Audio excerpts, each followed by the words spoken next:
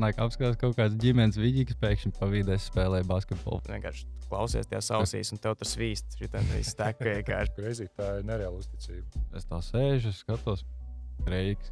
Es domāju, ko viņš te ir pazaudējis. Ja tu esi paškritisks, tu nebūsi egoists. Visu postā nevar salabot. Mark, paldies, ka esi atnācis šodien. Čau. Prieks te būt. Jā, Sveiks. sāksim ar laikam to aktuālāko. Tu esi nofilmējis Dentisam filmu, parādīja viņu kino. Kāds sajūta redzēt savu filmu? Mēs beidzot bijām, kino? starp citu, arī. Jā. Nice. Tā sajūta īstenībā ir tāds mazs sapņu piepildījums, jo man tas no bērnības ir bijis, ka es gribu taisīt filmas, es gribu būt režisors un tā tālāk un tā joprojām. Un šitā ir palielam tāda pirmā reize, ka tas oficiāli tā arī notika. Man debija, teiksim tā. Tā kā tā sajūta ir reāli sapņu piepildījums. Cik reizes jūs apskatījāties viņu uz liela ekrāna? Nu, es zinu, ka jums bija testings un final showings, bet cik reizes tu apsēdies kino teātrī krēslā un apskatījies to filmu? Precīzi es neatceros, bet tās varēja būt kaut kādas 4 vai 5 reizes. Mēs pēdējās 3 vai 4 dienas katru dienu gājām skatīties to filmu, jo tur bija ko labot. Jo viņa sākumā īstenībā nebija paredzēta kinoteātrim. Tā filma. Pat tā? Jā, tas pašā sākumā. Un es tā kā īsti nesapratu arī, kur viņi ies, kur viņi rādīs. Es vienkārši sāku viņu taisīt, tāpēc es domāju, es sākšu vienkārši. Neiešu tās detaļās vēl, kas ir kino un tā tālāk. Un sākšu viņu montēt vispār struktūriski, saprast, kas tur notiek un kā no tā visa izveidot dramaturģiju, jo tas bija baigi grūti īstenībā. Jā, jau daudz operatoru, un katrs tur safilmēs visu, un tad tu mēģini vienkārši izvilkt ārā. No laigā kūčiem būvē kaut ko. Jā. Tur bija reāli tāds full stories. Denis pie manis atnāca kaut kad septembrī pagājušajā gadā vai oktobrī plus mīnus. Un viņš man saka, klausies, vecīt, man ir safilmēts koncerts. Man bija koncerts, un palādījumā man viss ir safilmēts, tur entām kamerām un tā tālāk. Ritvars tur to visu kūrēja. Un tā viņš man prasa, vai es varu uztaisīt filmu viņam. Es tā padomāju, jā, vajag es varu. Es tikko taisīju koncertu ierakstu palādījumā. Es domāju, tas pats jau vien būs. Bet tā viņš tāds, vai tu vari uztaisīt filmu no tā? Un es domāju, kā filmu, vai tu viņu gribi skatīties, skatīties, vai kā koncertu ierakstu skatīties? Jo tur ir bišķi atšķirība. Jā. Koncertu ierakstu var uzlikt fonā, tu vari uztaisīt ēst un kaut ko. pasēdēt. Filmu, tad jāskatās, tur jābūt kādai dramaturģijai tam visam. Jā, Un es- tur uzmanība. Jā, es viņam pārjautāju, tu taču gribi filmu? Viņš saka, jā, es gribu filmu. Es saku, ok. Bet tajā brīdī man liekas, ka viņš nesaprata to, kā tas bija domāts filmu vai kā es to uztvēru. Un tad kaut kādus 2 mēnešus es mēģināju vispār saprast, kas tajā materiālā notiek. Jo tur bija backstage materiāls kaut kāds mistisks, tur bija koncerta ieraksts, vai ne? Ar kaut kādām 8 kamerām, un no kurām 2 vai 3 tikai rekordēja pa lielam visu koncertu. Un tur baigā tāda lipināšana kopā bija. Un tad man radās tā ideja par to, ka vajadzētu nointervēt tos galvenos personāžus, protams, Denisu pirmā vietā. Lai iedod kaut kādu vairāk informāciju cilvēkiem par to, kāpēc tas koncerts vispār ir svarīgs, kas tur notiek, kāpēc man to skatīties, teiksim tā. Un tad es izdomāju tos jautājumus, pārtaisīju. Tu intervēji visus? Es intervēju visus, jā, es filmēju arī tās intervijas, tas tāds DIY projekts īstenībā bija. Un es arī īstenībā samainīju pašu koncertu struktūru. Šito vēl nezinu. Jā, es dziesmu secību samainīju vietām, kulmināciju nomainīju citā vietā. Viņam koncertā bija bišķīt savādāk, man filmēja bišķīt savādāk. Man likās tā pareizāk. Tāpēc es Tas tā tavs darīju. redzējums bija tā kā nav nepareizi kaut kā viņam. Jā, viņš bija ielicis to, kas manā skatījumā kulminācijas dziesmu, kur viņš aizdegās. vai ne? Tā viņam bija pāris dziesmas tā kā iepriekš, Jā, bet sanāk, tu delayoji to. Es bišķiņ delayoju tā kā to high point, teiksim tā. Jā, jau koncertā tas bija, man liekas, tas the hypest moment, kā arī viņš filmā minēja, ka vēl neviens nav neko tādu darījis, tāpēc tas bija tāds koncerta odziņa. Jā, nu tas, es to arī sākumā sapratu, ka tas tā kā main thing, ap to arī tā kā tas viss koncerts bija palielam, nu tā galvenais šova elements bija tāda action. Un jā, un to es bišķīt samainīju vietām. Un tad pārmontēju entās reizes to filmu, man viņai bija kāds 15 versijas, ja nemaldos. Montāžas procesā. Bet tas ieskaitot arī Denisa un vispārējo kaut kādas revisions. Tieši, vai tie bija tavi? Manas versijas, jā. Man bija 15 dažādas versijas. Kas bija grūtākais? Kad tu izdomāji taisīt filmu, un ko tu varbūt nebija domājis, ka tas būs tik grūti, bet beigās? Chronometrāžu laikam. Noturēt? Jā. Jo, zin kā, tagad arī baigi daudz short formāts un tā tālāk, un mūsu smadzenes bišķi arī adaptējās short formātam. Un tāpēc, man liekas, kino ir labs formāts, kur rādīt to filmu, tāpēc, kad tu apsēties krēslā, tu nevelks ārā telefonu tīri, respekta pēc. Tikko gribēju pateikt to, ka tas mūvs ar to, ka kino viņu parādīt, ir labs tāds apsēdies, noskaties. Jā, jo ieliekot YouTube'ā, noskatīsies jau tāpatās visi, bet, man liekas, nebūs tas faktors, tas sākuma faktors tik liela. Tā kā tā ir tas pirmais, tas tā kā iespējas. Jā. Un uzreiz labāk. Jā, un es sākumā arī uzliku, ka, ja tā ir filma, tad viņai jābūt vismaz stundu. Cik beigās bija pilna? Stunda 12 vai stunda 16, kaut kas tam līdzīgs. Kinoteātrī ar visu to announcementu un vēl nobeigumu grūti bija saprast, cik reāli gara filma bija. Jā, kaut kāda stunda 12 vai stunda 16, es precīzi tagad neatceros no galvas. Bet kaut kur tā bija. Un 4 dienas pirms skrīninga viņa bija vēl stunda 30 gandrīz. Okay. Cik ilgi tev vispār aizņēma pats process? Tā kā tu teici, to intervijas filmēji, intervijas, tur arī jānoliek datums, jānoliek, kad to izdarīt, pēc tam jāsamontē tas vēl neskaitot vispār visu materiālu. Cik apmēram no starta punkta, kur tev, cik es sapratu, Denis uzrunāja, un ka tev, nezinu, Ritvars iedod materiālu, un kurā tā posma līdz kino? Cik bija? Pusgads, 6 mēneši kaut kāda aptuveni. Un paralēli man vēl bija Bazara noļa tajā laikā. Es vēl filmēju priekš arēnas pasākumu. Priekš eventa, jā. Tas bija paralēli, jā. Ka es intervijas filmēju, domāju par to, un vēl fighters filmēju. Varbūt bijis ātrāk, ja nebūtu bijis Bazara noļa. Varbūt arī vajadzēja, zin kā, vajag arī dzīvē daudz ko piedzīvot, lai tu ieliec pēc tam no sevis to daļiņu iekšā. Vajag. Jā, tas true. Bet, pēc Bazara noļa tur gan bija bišķī pauzīt, tur es biju kā atlaids smadzenes, teiksim tā, lai var ar svaigām acīm atkal paskatīties uz to, ko tur es sastrādājis. Okay. Tev tas filmas, tie, kas ir redzējuši, tie jau zina apmēram filmas vēstījumu, bet tev tas vēstījums arī varbūt mainījās kaut kāds reizes, tas galvenais, vai tomēr tas galvenais vēstījums, ko tu gribēji tā kā, izvadīt līdz tai kulminācijai bija, ka tas saglabājās tas viens un tas pats. Palielam saglabājās viens un tas pats. Es vienkārši mēģināju vairākus veidus, kā to izdarīt, kas labāk strādā. Teiksim, kur man likt to backstage materiālu, vai viņu likt koncertā pēc tam, cik tas ir svarīgi un tā tālāk, kurā brīdī, kur momentu ielikt. Jo tur arī tas materiāls bija tik daudz, ka tev ir jāsaprot arī, kuru personāžu rādīt, kas ir svarīgs, kas nav svarīgs. Tie fileri, saucamie, viņiem ar kaut kādai nozīmē jābūt. Ir kāda intervija, kur neiegāja filmā? Pat neviens jautājums. Nē, viss iegāja. Jā. Bija jautājumi, kurus es neieliku, kurus izgriezu ārā pēc tam. Tur daudz kas palika izgriezts ārā. Bet ir cilvēki, kuri netika intervēti, bet kurus tev likās, ka bija vajadzīga intervija? Laikam nē.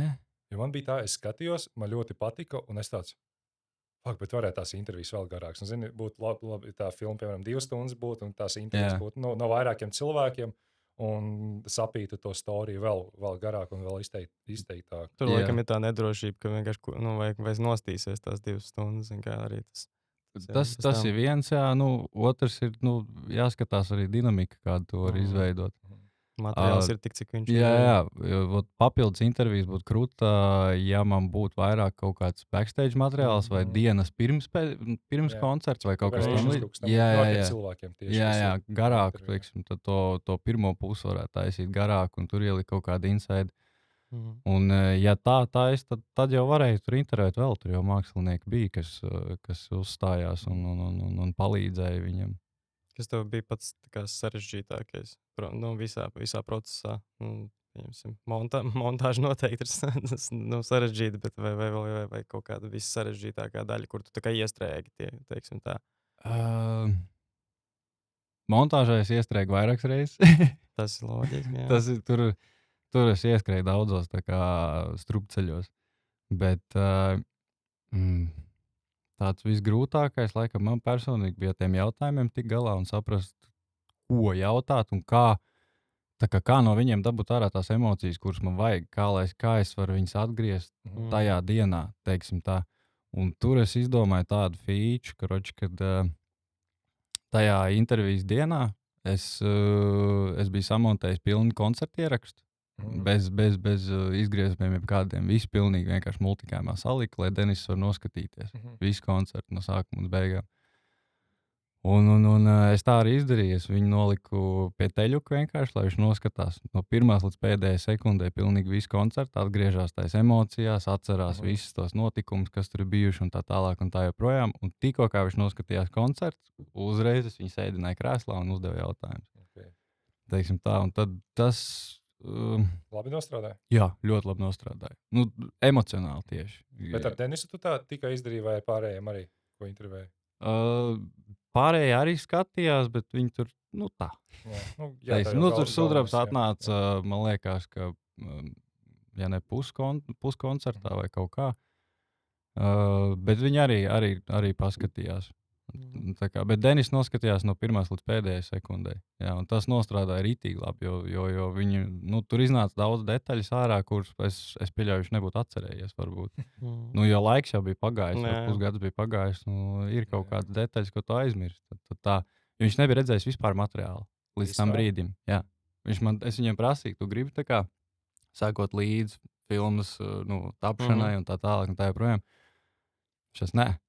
Parāda man tad, kad ir 80% gatavs. Un tā kā viņš man uzticējās pilnībā, ko es ļoti, ļoti cienu.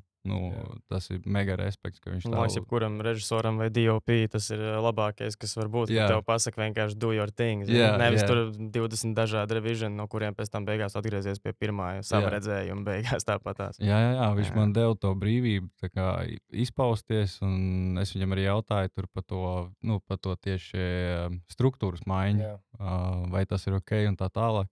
Viņš saka, vecīt, dari, ja tā vajag, dari. Un tas bija rītīgi krūta. Ka viņš man šitā te uzticējās ar visu to vīziju. Un līdz tam brīdim viņš nebija redzējis ne sekundi no materiāla, ka es viņam parādīju to koncertu. Tātad pa lielam viņš tev pateica, es gribu filmu. Tu teici, pusgadu apmēram tu montēji viņu. Ar paralēli Bazara Noļa eventu tu filmu montēji pusgadu. Tajā pusgadā cik ātri bija gatavi tie 80%, kurus tu parādīji Denisam? Pēc Bazara Noļa tas bija janvāra beigas, man liekas. Jā, janvāra beigās. Lielam, viņš tev pateica septembrī, es gribu filmu. Septembrī, oktobrī, jā. Jā. Vispār nelikās, nezinis, kā tev iet, ar ko tu straglo, un janvāra beigās viņš apskatījās 80%. Tur pa vidu vēl bija tas koncerta ieraksts ar intervijām, ka es nofilmēju. Tas bija kaut kad novembrī, ja nemaldos. Bet jā, tā filma kā filma viņš redzēja tikai, man liekas, janvāra beigās vai februāra sākumā. Nereāla uzticība. Jā. Tu arī daudz esi iesaistījies un filmējis mūzikas klipus, vai ne? Jā, un, tā ir kāda, main lieta. jā, Palielam. tieši tā, es tāpēc gribu tev uzjautāt, kāda atšķirība tagad, kā atšķiras dokumentālā kino pieeja no mūzikas klipiem. Jo, kā mūzikas klipā tev ir, tu jau pirms jau brauc, tev jau ir skaidra vīzija, kas tev galvā tas klips apmēram, plus mīnus, kā viņš izskatās, tev kaut kāds storyboardiņš vai kaut kāds moodboardiņš. Dokumentālajā jau tev īsti nav tur moodboards, storyboards, tev ir vienkārši tas, kas ir, un tagad strādā ar to, un veido to bezmazliet to storiju no kāda tev galvenie kaut kādi challenge bija pāriet no šitā lauka uz to lauku. Gan jau vairāk dziesmas jāklausās, jo mūzikas klipā tev ir tikai viena. Jā, tas ir viens. Bet tā, tas garums, ilgums un temps. Tās ir tās, man liekas, lielākās atšķirības. Arī tas, ka uz mūzikas klipiem šī gadījumā ir arī otrāda pieeja, ka tu no sākuma izdomā, tev ir jau gatava vīzija, tad tu brauc un filmē, un izējot no tā, tur veidojās viss un tā tālāk. Ar filmu bija tā, ka es dabūju to materiālu, un tad no tā materiāla man jāizdomā, ko tā kā uztaisīt. Jā, mūzika klipā jau to bezmazliet ir gatavs sound designs. Tev arī par to baigi nav jādomā. Kā pieliec kaut ko tikai klāt, apmēram, bet tev jau producents jau visu ir izdarījis jau pirms tam. Jā, filmā atkal tur bija, teiksim, es arī meklēju priekš skaņas, tur kaut kādus random sound effektus vai kaut kādas dīvainas drona skaņas, ķipa tādas arī tik zemes, kas kaut kur vibrē tur fonā vai kaut ko. Tā bija paspēlēt. Jā, bija šī tension iedot.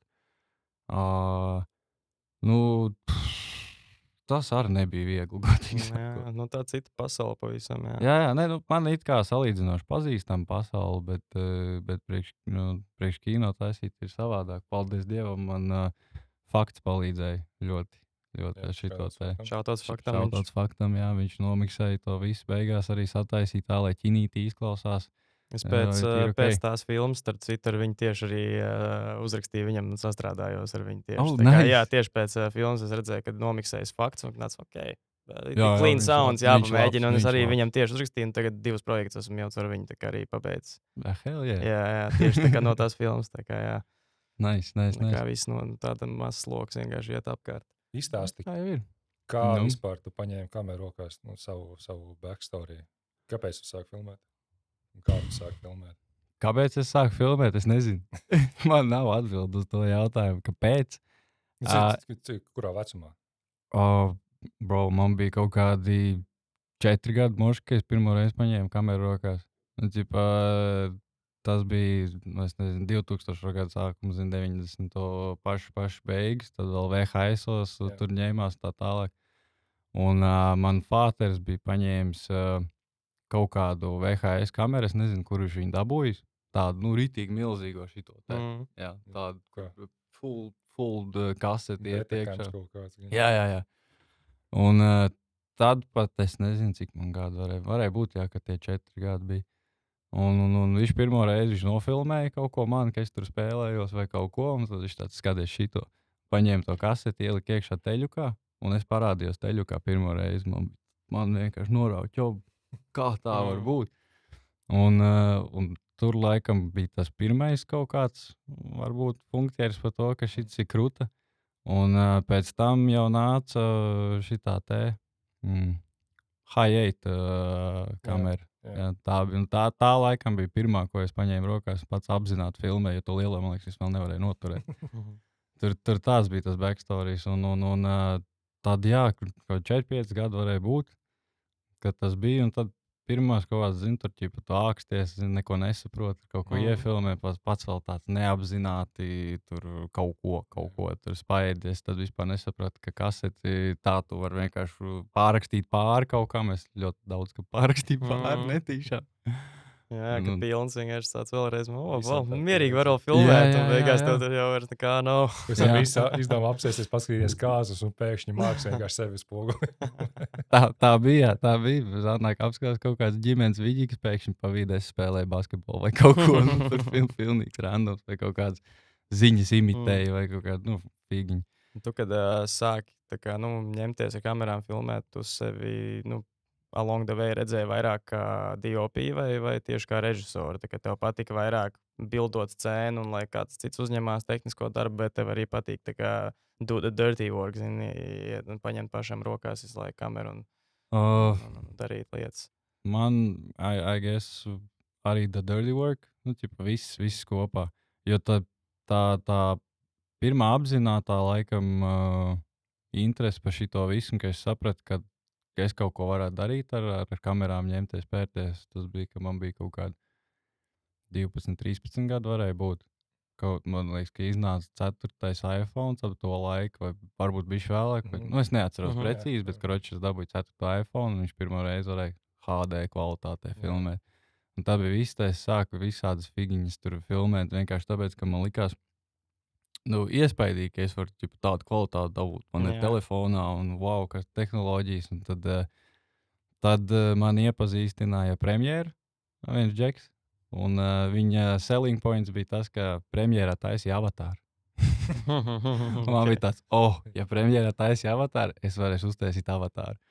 Un tad es dabūju Premieru un pirmo reizi sāku kaut ko montēt. Es vēl sāku Sony Vegas. Nē, man bija Premieres. Nē, vispār iMovie bija pats pirmais, bet tas laikam neskaitās. Jā, tev bija iPhone, tad man gan jau, ka pirmais bija iMovie. Jā, pats pirmais bija iMovie, bet pēc tam ātri es pārgāju uz Premieru, un man likās, jo krūtāk tev programma tehnika, jo vairāk tu varēsi izdarīt un tā tālāk, kas patiesībā nav taisnība. Jā, Sony Vegas it kā varēja to pašu izdarīt, bet vienkārši daudz grūtāk un sarežģītāk un daudz vairāk stepju jātaisa. Arī tutoriāli tik daudz nebija, kā tagad YouTube. Nē, tas jau līdzīgi kā tagad ar Premieru un DaVinci. Es joprojām strādāju Premierā, bet es redzu to, ka DaVincijā daudzas opcijas, ko darīt, ir daudz vienkāršāk. Tāpat kā mūzikas videoklipu montēšana ir daudz ātrāka caur DaVinci un ērtāka, bet es vēl neesmu gatavs vienkārši sākt tā kā, man jau no Sony Vegas pārgājiens uz Premieru bija tā kā ļoti liels steps, tur vienkārši tā bija pieredze. Es tev saprotu. Es to transition no Premieru uz DaVinci veicu šogad. Pirms pāris mēnešiem. Principā pēdējā lieta, ko es samontēju Premierā, bija filma. Tu Premierā? Es Premierā viņu montēju, jā. Premierā ir multikams savs? Jā. Okay. Jā. Ir jāsaņem, tur jau laika. Labajā pusītē tur tāda. Jā. Bet man bija tik daudz problēmas ar to projektu. Viņš bija tik liels beigās, ka viņš man nevērās vaļā normāli. Un tā kā man to visu vajadzēja pārnest uz DaVinci jebkurā gadījumā, tāpēc, ka krāsot, bet, ja tu paņem parasto, Premiere XML iemet iekšā, sakārtojas projektu, tad tur ir vāks, tur ir auzes, tur nekas vairs nav tā, kā tu tur esi samontējis. Un tāpēc es pārgāju. Mēs mēģinājām vienreiz ar to XML un beigās izdarīt tā, ka vienkārši es eksportēju ProResā un aizsūtīju. Tāpēc, ka tas bija vienkāršāk. Tas bija vienkāršāk vienkārši izdarīt. Un tev interesi aizraušanās ar filmēšanu, tu ar viņu aizgāji mācīties kaut kur? Vai tu pašmācības ceļā visu esi apgūst? Pirmos gadus bija pašmācības ceļā un sanāk līdz kaut kādiem, 18 gadiem varēja būt, 20 gadiem. Kračs līdz augstskolai. Tad es visu pašmācības ceļā darīju, tad es After Effects mācījos, es filmēju savu brāli, spridzināju, un mēs kā ar filmiņas taisīju, un es specefektiem baigi gribēju tur iet un ņemties, pērties, un es sportu filmēju daudz, hokeju, tur Ventspilī un visu kaut ko. Bet tad bija tāds prikals, kad bija jābrauc mācīties, uz Rīgu jābrauc mācīties. Un es biju tāds apjutis, es nezināju, ko tālāk darīt. Un es kaut kā biju iedomājies, ka arhitektūrā ir laba nauda. Man sanāk zīmēt, man sanāk normāli rēķināt, es neesmu pilnīgs idiots. Es domāju, zīmēt. Taurens. Jā. Es zīmēt, arī es māku, vai pamēģināšu arhitektos. 100% pārliecināts bija, ka es būšu arhitekts. Jā. Es iestājos RTU, tiku budžetā. Tur bija zīmēšanas eksāmens jākārto. Es iemācījos zīmēšanas eksāmenam tās visas lietas, kas jāzīmē iepriekšējā vakarā no YouTube tutoriāliem. Jo es nezināju, es nekad neesmu mācījies zīmēt. Tur jāzīmē galvu pēc proporcijām, visu kaut kādas tādas lietas. Es nemāku. Es iepriekšējā vakarā godā vārds skatījos YouTube tutoriālus, aizgāju uzzīmēju. Man bija pietiekami labs skors, lai es tiktu budžetā. Bet es nomācījos gadu man liekas. Un otrajā semestrī es, man liekas, tik slikti nebija jūties kā dzīvē nekad. Es biju strupceļā, man nepatika tā arhitektūra. Paralēli nefilmēji neko, kad Nē, tajā brīdī man bija pauze. Jo es biju pārliecināts, es eju arhitektūrā, tas man paliek kā hobijs, mošu kādu ceļojumu nofilmēs vai kaut ko. Nē, es ritīgi sūdīgi jutos tajos arhitektos, un tad man sāka parādīties pirmie apmaksātie darbi, kā filmēt. Tu pirms tam hokeju? Pirms tam hobijs. Vienkārši aiz brīvu. Nē. Es nepelnīju vispār neko to. Es gāju filmēt, tāpēc, ka man patīk filmēt. Es tur reklāmiņas taisīju. Es tīru uz entuziasmu. Jā. Un tad tajā otrajā semestrī es sapratu, ka es te varu pelnīt reko šito te. Es varu darīt, ko es gribu, kas man patīk, un vēl dabūt piķi par to. Amazing! Ko es daru arhitektos? Un es aizgāju prom. Es vienkārši izņēmu visu dokumentus ārā. Man nebija nekāda jausma, ko es darīšu tālāk. Paliku Rīgā. Es paliku Rīgā, jā. Es izņēmu visu dokumentus ārā. Tur bija, ne viss man atbalstīja tajā lēmumā, tajā brīdī. Bet radiem vairāk. Jā. Bet tagad viss atbalsta. Viss ir kārtībā. Es neaizgāju pat uz augstskolu vienkārši. es pēc tam es iestājos Risebā. Jo man liekas, ka tajā gadā akadēmijā vai nu neņēma, vai kaut kas tam līdzīgs bija. Tas bija. Līdz Covidam, pirms Covida? Pirms es pabeidzu vēl pirms. Okay. Jā, es pabeidzu vēl pirms. Un tad es pieņēmu to lēmumu, ka viss tas, šis ir tas ceļš, ko es eju, un viss man nav nekāds. Tur es pabeidzu? Jā, es pabeidzu. 4 gadi, jā. Kā patīk? Interesanti. Kā es ar kādu runāju, kas ir pabeidzis ar sebu, katram ir savs stāsts, un tur ir emocijas un tāds. Es par kultūras tieši tas pats ir, katram savs stāsts ir, jā. Nē, ir labas lietas, ir sliktas lietas par to skolu. Palielam tas, ko es visvairāk iegūtu, tur bija, man liekas, kontakti un tāda, kaut kāda sapratne aptuveni par to, kur es esmu iekūlējis, bet nekas baigi tāds skaidrs netika. Tur gan mums ļoti daudz deva eksperimentēt, tur viss bija atļauts. Tur viss bija atļauts. Tu varēji rādīt jebko. Un tas bija ok. Tas kind of krūti. Tas ir forši. Tā jau arī vajag būt mākslā. Jā. Un bija pāris pasniedzēji, no kuriem mēs paņēmām diezgan daudz ko. Viens mums bija aktieru meistarības pasniedzējs Ceplīts uzvārdā. Viņš kādreiz Amerikā strādāja Čikāgas teātrī, man liekas, pa galveno redaktoru vai kaut ko tam līdzīgu. Un pie viņa bija baigi interesantās lekcijas. Tur, man kā režisoram, aktieru meistarība viens no svarīgākajiem, teiksim tā. Un tad tur es vispār dabūju to sapratni, kas man kā režisoram jādara un kāpēc tie aktieri tik svarīgi un tā tālāk. Un tur tad es dabūju tās pirmās metodas, kā strādāt ar aktieriem, kā strādāt ar cilvēkiem, kā viņiem ļaut atvērties, kā ļaut spēlēties, kurā brīdī nomierināt bišķīt, ar kādiem vingrinājumiem tur uzticību audzēt vai tas, man liekas, amatu sadalījums ir liels kriptonīts vispār mūsu sfērā. Daudziem cilvēkiem ir tīpaši ar ko sastrādāties.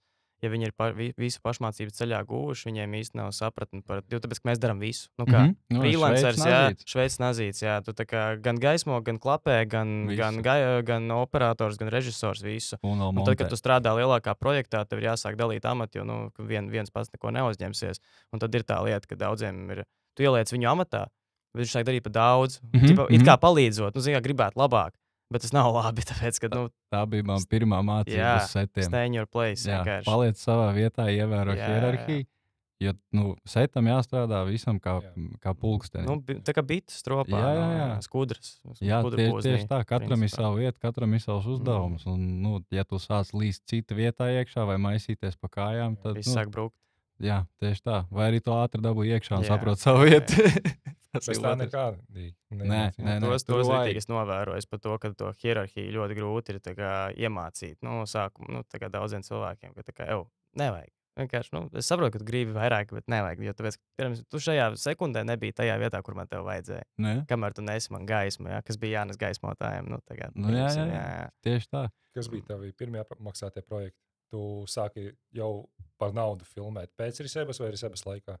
Reseps laikā. Man jau pirmie mūzikas klipi bija Reseps laikā. Un sanāk, tieši pirms Reseps bija kaut kādi pirmie apmaksātie, kur vienkārši man paaicināja, bija džeki ar dārgām mašīnām, tur kaut kādiem M4, M5, BMW, AMG meršiem, kaut ko tam līdzīgu. Tāda vai mēs dedzinās riepas par Rīgu, tu filmē. Un mēs tev samaksās. Tas bija mans tāds, man liekas, pirmais atmaksātais darbiņš, kas bija crazy īstenībā. Tur viņi lidoja pa to Rīgu. Es vispār nebiju gatavs tam, es tehniski nebiju gatavs. Mēs arī esam pārstāvs par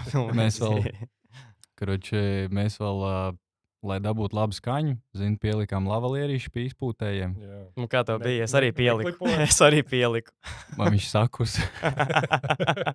Man bija bišķi labāk. Es zinu, kur ielikt, nevis tā kā pie izpūtēja, bet bagāžniekā aiz tā plasmas, pie apakšā vienkārši. Tur, kur ir tas tā kabata un aiz tās kabatas iekšās. Jo es biju dzirdējis, kad ir sakusuši mīļi. Un tik un tā klipojās man tur viss. Trakākais, kas man bija, jo es arī biju līdz lavalieri pie mašīnas, bet tas nebija manējs, tas bija vienam citam džekam, man liekas, tam, kam mašīna piederēja. Un viņš man pēc tam rakstīja ziņu, ka viņš bija kaut kādu klientu filmējis. Viņš pielika to lavalieru un, zini, tā pūciņa, kas ir no windscreens. Ka klients sūdzējās, ka tas windscreens ir pēc dīzeļa. Protams, ka viņš ir pēc dīzeļa. Tā viņš ir. Ir jāziedo pāris tehnikas. Kādi vēl tev klienti bija, izņemot to drifters? Tad arī par to hoķīt kaut ko es tur dabūju. Tur bija bišķiņa cita kampaņa atkal, bet tad viss pavērās Risebā, jo man paveicās, man kursā bija Reiks. Pareizi, man tieši kaut kas teica, ka viņš mācījās. Jā. Mēs vienā kursā gājām ap divu. Jā, es pirmā dienā ieeju iekšā klasē, es nevienu nepazīstu. Es pazinu Hartmanu, vienīgais Kristeri. Un es tā sēžu, skatos, Reiks. Es domāju, ko viņš te ir pazaudējis? Kāpēc viņš ir Risebā? Ko?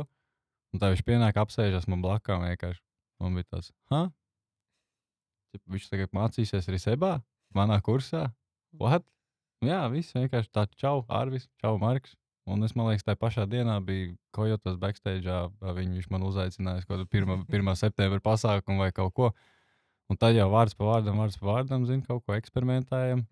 Es uzreiz aizbraucu tūrē viņu un sāku viņu filmēt. Un pēc tam bija kaut kādi mūzikas klipiņi. Kam tu filmēji pirmos mūzikas klipus? Vai režija tieši? Ar ko pirmie mākslinieki? Pats pirmais, ko es skaitu kā savu pirmo, kas man bija kā režisoram debija, bija Ozolam 1000 km tas klips. Tas man bija pats pirmais.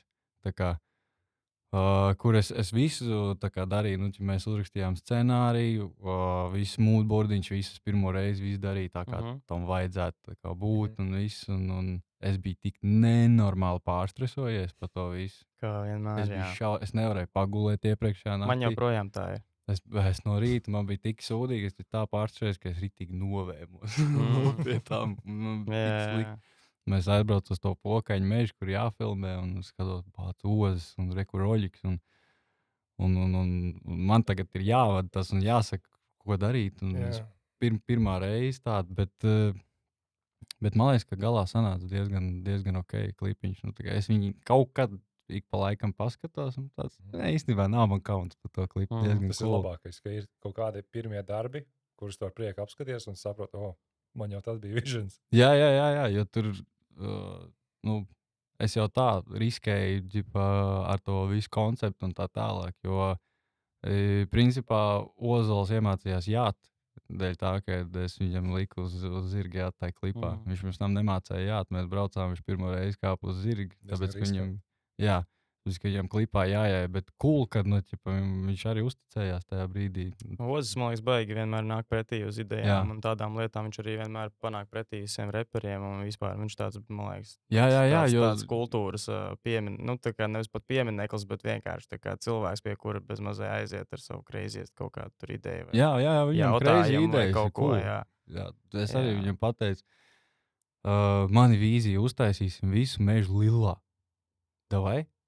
Viņš tāds, davai, es nezinu, kā tas izskīsies, bet, davai. Un tad es tur mocījos ar to color grade šausmīgi ilgi. Maskoju ārā. Tieši par šito man bija viens jautājums. Kad mūzikas klips filmējot, tev vienmēr ir tavs redzējums un ir arī, protams, mūziķa redzējums. Jā. Mūziķiem vienmēr patīk iesaistīties tajā visā procesā. Kā tu atrod to līdzsvaru starp savu redzējumu un starp mūziķa redzējumu? Un kad ir tas viens moments, kur tev vienkārši jāpasaka, ir let me do my thing, jo you doing too much tagad jau, ne? Tur pa lielam tur ir viens knips, vienkārši tev jāmāk paskaidrot sev. Jā. Man liekas, ka tas ir tas svarīgākais, jo māksliniekiem arī crazy idejas vis kaut kādas, un tas uzreiz nozīmē, ka viņas viss ir labas. Un man arī ir nākuši un teikuši idejas, kas ko es zinu, ka viņas nestrādās nekādā gadījumā. Jā, vienā klipā vienkārši 4 dažādas, vienkārši pilnīgi dažādi, nevis efekti, pat vienkārši, bet kadrējumi un tā sajūta, un tad tev tāds, kā?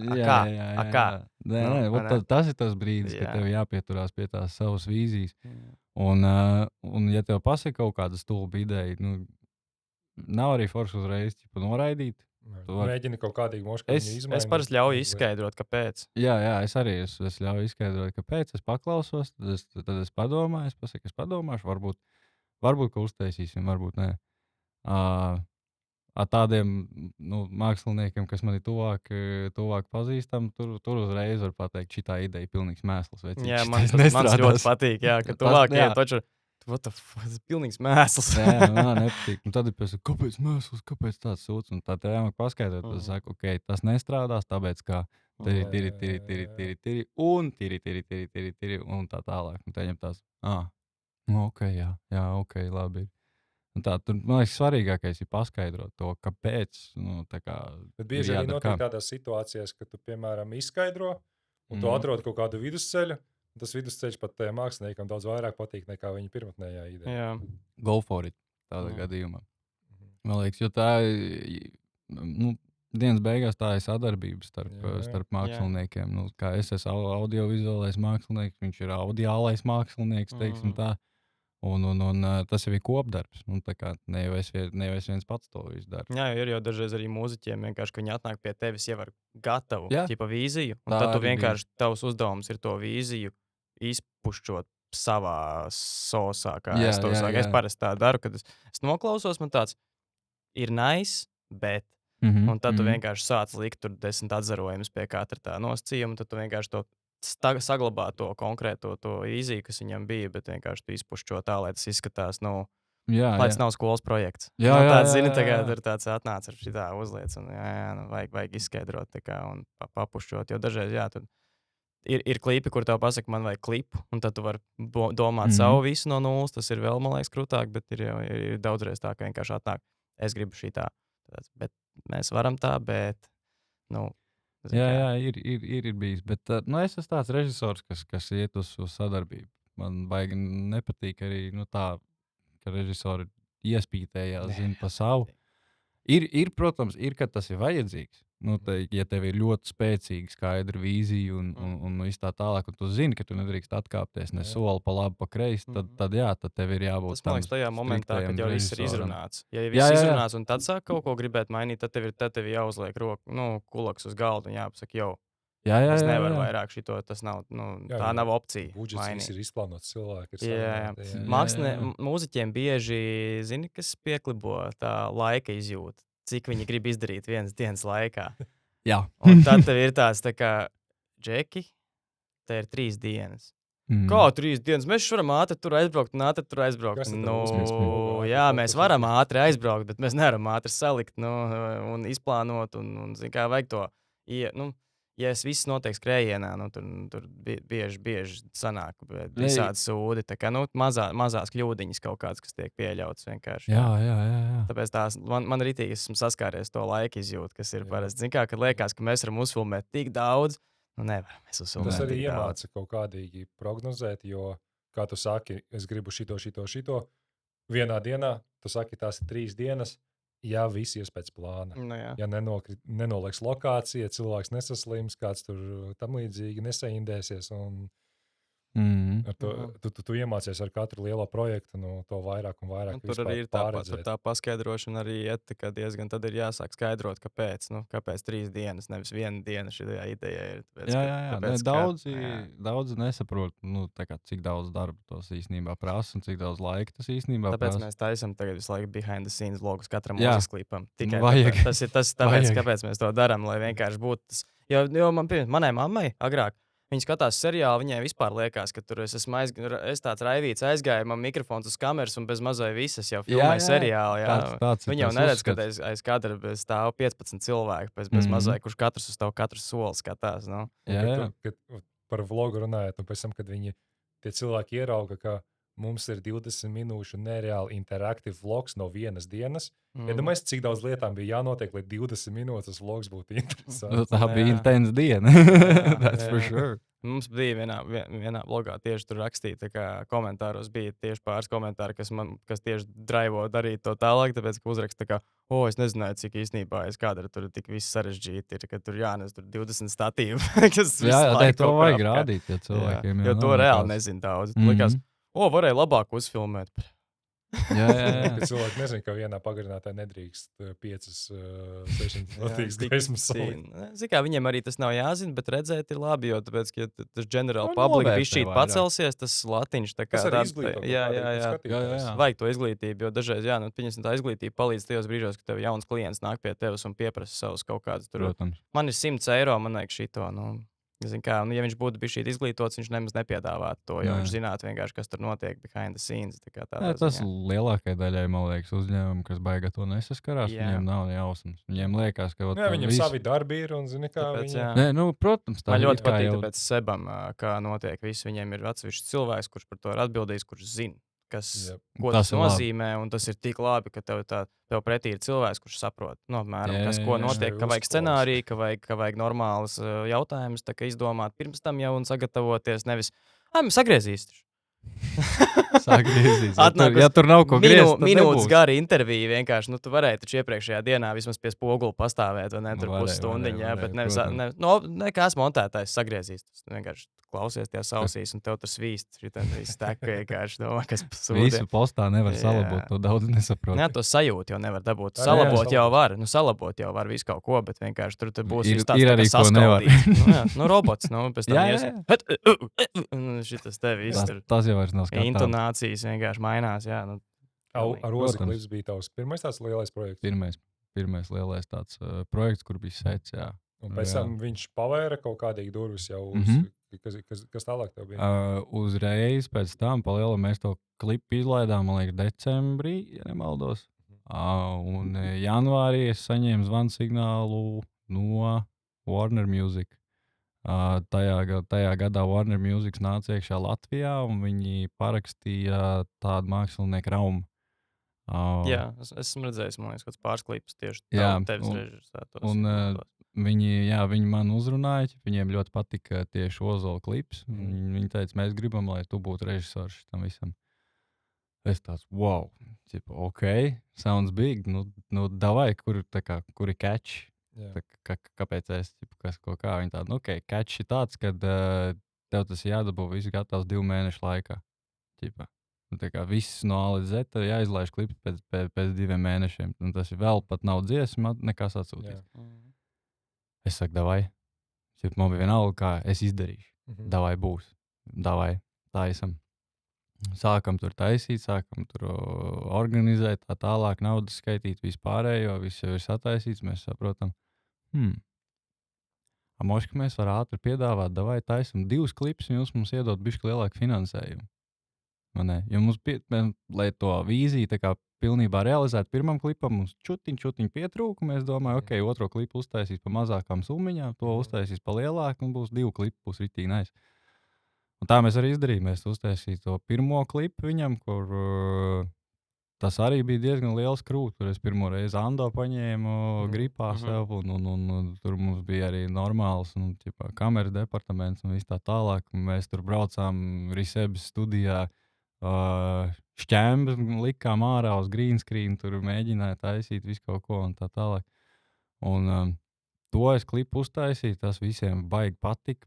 Es atceros, kad mums bija sazvans ar Warner Music, to galveno džekiņu, kas, man liekas, Somijā vai kur viņš ir. Un viņš man teica, cik ļoti viņam patīk tas klips, ka viņš jau 10 reizi noskatījies mājās, un man liekas, tik reāli, kas notiek. Jā, ka tā, un tad pilnā sparā metās iekšā arī uzreiz otram klipam. Man liekas, ka mēs to otro klipu pat nofilmējām tā paša klipa ietvaros, tās pašās filmēšanas dienās. Mēs viņu visu nofilmējām uz green screen. Pilnīgi visu uz green screen. Man bija tāds, es uztaisīju postā. Uztaisīs tripu nenormālāko. Būs ok. Nu, davai. Gala rezultātā es viņu novilku tik tālu, ka man bija 2 nedēļas, lai viņu uztaisītu. Tā kā 3 vairāk minūšu video, kur pilnīgi viss ir green screenā. Tā kā man ir tikai viņš. Tikai viņš. Nekas cits. Un man liekas, ka vēl figiņi bija tāda, ka mēs visi anamorfiski iefilmējām. Oi. Un es nevarēju tā kā izkijot nekādīgi, un es nevarēju notrekot kameru, man nebija tracking point. Jūs nebijāt sataisījuši krustiņus, ja? Vai arī bija tie krustiņi, bet man viņi nelasījās, tāpēc ka anamorfiskie pikseļi un viss šitais te. Un es baigi iešāvu kājās to prikolu.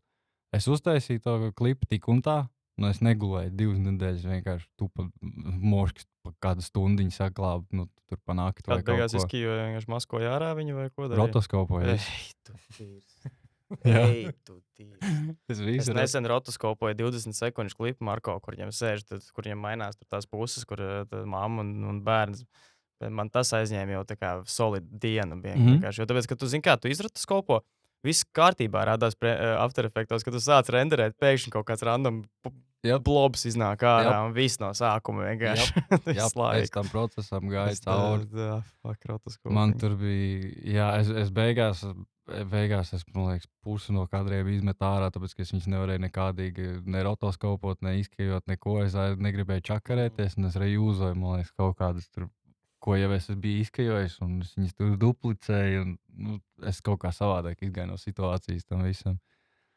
Jā, tas man bija sanāk 3. tāds lielais klips, ko es uztaisīju. Tad jau tālāk aizgāju, tad jau bija, es nezinu, vai tad jau es 371 pievienojos. To mēs tieši gribam, tieši tagad apmēram par to varam arī uzsākt uzreiz tālāk pa lielam arī. Kaut kādā posmā pēc šitā visu, tad arī tā kā, kad tev vispār uzrunāja, kā tu sāki strādāt 371, jo es tev vienmēr atceros kā džekiņu, vienmēr šī tā. White angles. Jā, white angliņš vienmēr bija. Jā, tas bija, man tur ievilka iekšā Rihards Dīts, viņš bija man kursbiedris, viņš filmēja jau, man liekas, viņš 1. sezonu jau filmēja tur. Viņiem pēc 1. sezonas aizgāja prom galvenais operators un montētājs. Cik es saprotu, kaut kā tā. Un Dītis man uzrunāja, viņš tāds, moš, tu gribi atnākt paskatīties, tāds interesants pasākums, tur, un tā, tur rap battle, un es pirmo reizi dzirdēju par tādu vispār feature, kad rap battles un tā tālāk. Un atnāc apskaties, moš, tevi interesē. Mēs tāds, davai, kāpēc ne, aizbēju apskatīties, tāds likās kaut kas jauns, kaut kas ritīgi fresh. Tāds underground pasākums, man patika tā atmosfēra, tie cilvēki, viss tāds undergrounds rītīgais tajā brīdī. Un pēc tā pasākuma, es nezinu, kaut kāds pāris nedēļas vēlāk vai mēnesi vēlāk kaut ko Dīts rakstīja vienkārši, moš, tu gribi nākt filmēt, kā galvenais operators un montēt visu to. Viņš teica, tur samaksās un tā tālāk, darbiņš. Es saku, davai! Kāpēc nē? Tur vienreiz mēnesī aizēju nofilmēt, pēc tam montēju visus tos battles. Visus battles tu montēji? Viss nē, es montēju līdz 4. sezonai, man liekas. Pēc tam tur bija, mēs ņēmām klāt montētājs, es tur bija šī juka prātā. Bet man liekas, ka līdz 4. sezonai. Bet tie saiferi, tu režisēri saiferi? Jā. Viss, jā? Viss izņemot pirmo. Vai tas bija tas moments, kad tu sāki sastrādāties arī rītvaru? Jā. Tas bija 4. Tad sanāk dēļ 371. Nē, rītvaru es iepazinu tad, kad es Dumpī strādāju, kad es klapsīju Dumpī, viņš bija operators, un tur mēs pirmo reizi savaibojām. pēc tam es viņu uzrunāju, lai viņš nāk uz Saifu. Tu biji tas, kas uzrunāja. Jā, es viņu uzrunāju, jo mēs ritīgi sadraudzējās, un viņš, zin, kā, viņš ir top operators Latvijā, kas ir, un tajā laikā vēl arī bija, jau bija ļoti, ļoti krūts. Un man tas bija, šāviens tumsā, un tas būs, nebūs. Ja viņš piekritīs, super. Ja viņš nepiekritīs, žēl, bet, kaut ko domās. Viņš piekrita, un tas bija... Tas bija mans krūtākais surfers. Tas tajā mājā, vai ne? Tas bija cool. Tur, kur Marko bija, tā sarkanā istabā, tā viena no mīļākajām mainām. Tas mega aina tā bija. Jā, viena no tām meitenēm tukumā pazīstam. Un otra bija pie Porsche pazīstama. Jā. Kā jums tur vispār 371? Kā sadalījās tās lomas, cik jūs vispār bijāt? Kad tu biji galvenais operators un montētājs, cik jūs vispār... Mēs Kodolā bijām uz to brīdī 4 cilvēki sanāk. Nebija tā, ka ar katru sezonu, jo viņi palika lielāki, arī stāvs palika lielāks, vai jūs vilkāt tie 4 lēnām, jo es pievienojos 2. sezonā sanāk. Un tad bija tikai es, Bruno, Dīcis un Melošeiks. Un tad tas Kodols arī te palika līdz pēdējām sezonām. Pēc tam mums pievienojās Kristers Hartmans un tā tālāk. Tad, kad vajadzēja jau vairāk operators, ka mēs sapratu to, ka Dīcim sanāk neizdevīgi skraidīt visu laiku un mainīt tās tā kā leņķis, tad mēs sākām ņemt klāt un tad arī to montāžu sāka palīdzēt. Bet palielam, jā, tas Kodols bija 4 cilvēki. Galvenais jau, protams, Bruno bija tas, kas visu tur organizēja, kūrēja un to visu domāja un tā tālāk. Uz mani bija vizuālais viss. Kā tas izskatās kamerā, kādas gaismas schēmas mēs izmantojam, kā filmējam un tā tālāk. Un bija baigi inčīgi, kad īstenībā tas bija 2. sezonas pašā sākumā vai pirms pat sezonas, vai pirms 3. sezonas, es pat īsti neatceros. Kaut kad tad mēs aizbraucām uz Krieviju, uz Sanktpēterburgu, uz versus batliem, jo viņi taisīja tādus, viņiem savu tā industrija bija, mēs aizbraucām paskīties, kā viņi dara. Jā, tas bija top, un mēs aizbraucām apskīties, kā viņi to pasākumu tā kā taisa, un kā viņi filmē, un es daudz ko no turienes paņēmu, patiesībā. Monopods no turienes. Kāpēc tas ar monopodu visu laiku stāvē? Cik grūti ir nostāvēt visu etapu ar monopodu? Cik tev bija grūti? Atlases etapu visgrūtākais. Tas visgarākais pasākums. Tu visu laiku esi bijis platais leņķis, kas ir main leņķis? Jā. Vienmēr pa vidu, jā. Es vienkārši atklāju, ka tieši tā specifiskā kustība, kas ir vajadzīga. Tam, ko es novēroju arī tajos versus batlos, to var tikai dabūt ar monopodu. Es nezinu, kā tas strādā. Es izmēģināju visus citus veidus, kā filmēt un tā tālāk. Vienkārši monopods vislabāk strādāja tieši priekš tās dīvainās kaut kādas viņa kustības, ko tur vajadzēja tajā grūvā, lai tas izskītos, lai tur būtu dinamika un tā tālāk, un kaut kāds tas luks.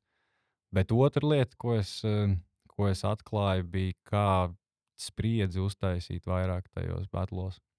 Jo pirmajā sezonā bišķi tie reperi, viņi tā kā muka viens no otra. Tu it kā eji pret to cilvēku, bet tev ir tik daudz vieta visur apkārt, ka tev ir brīvība kustēties. Un loģiski, ka, ja mēs tur strīdamies, piemēram, un tā tālāk, un tu neesi nedaudz pārliecināts par to, ko tu saki, tu tā kā atkāpies. Jā.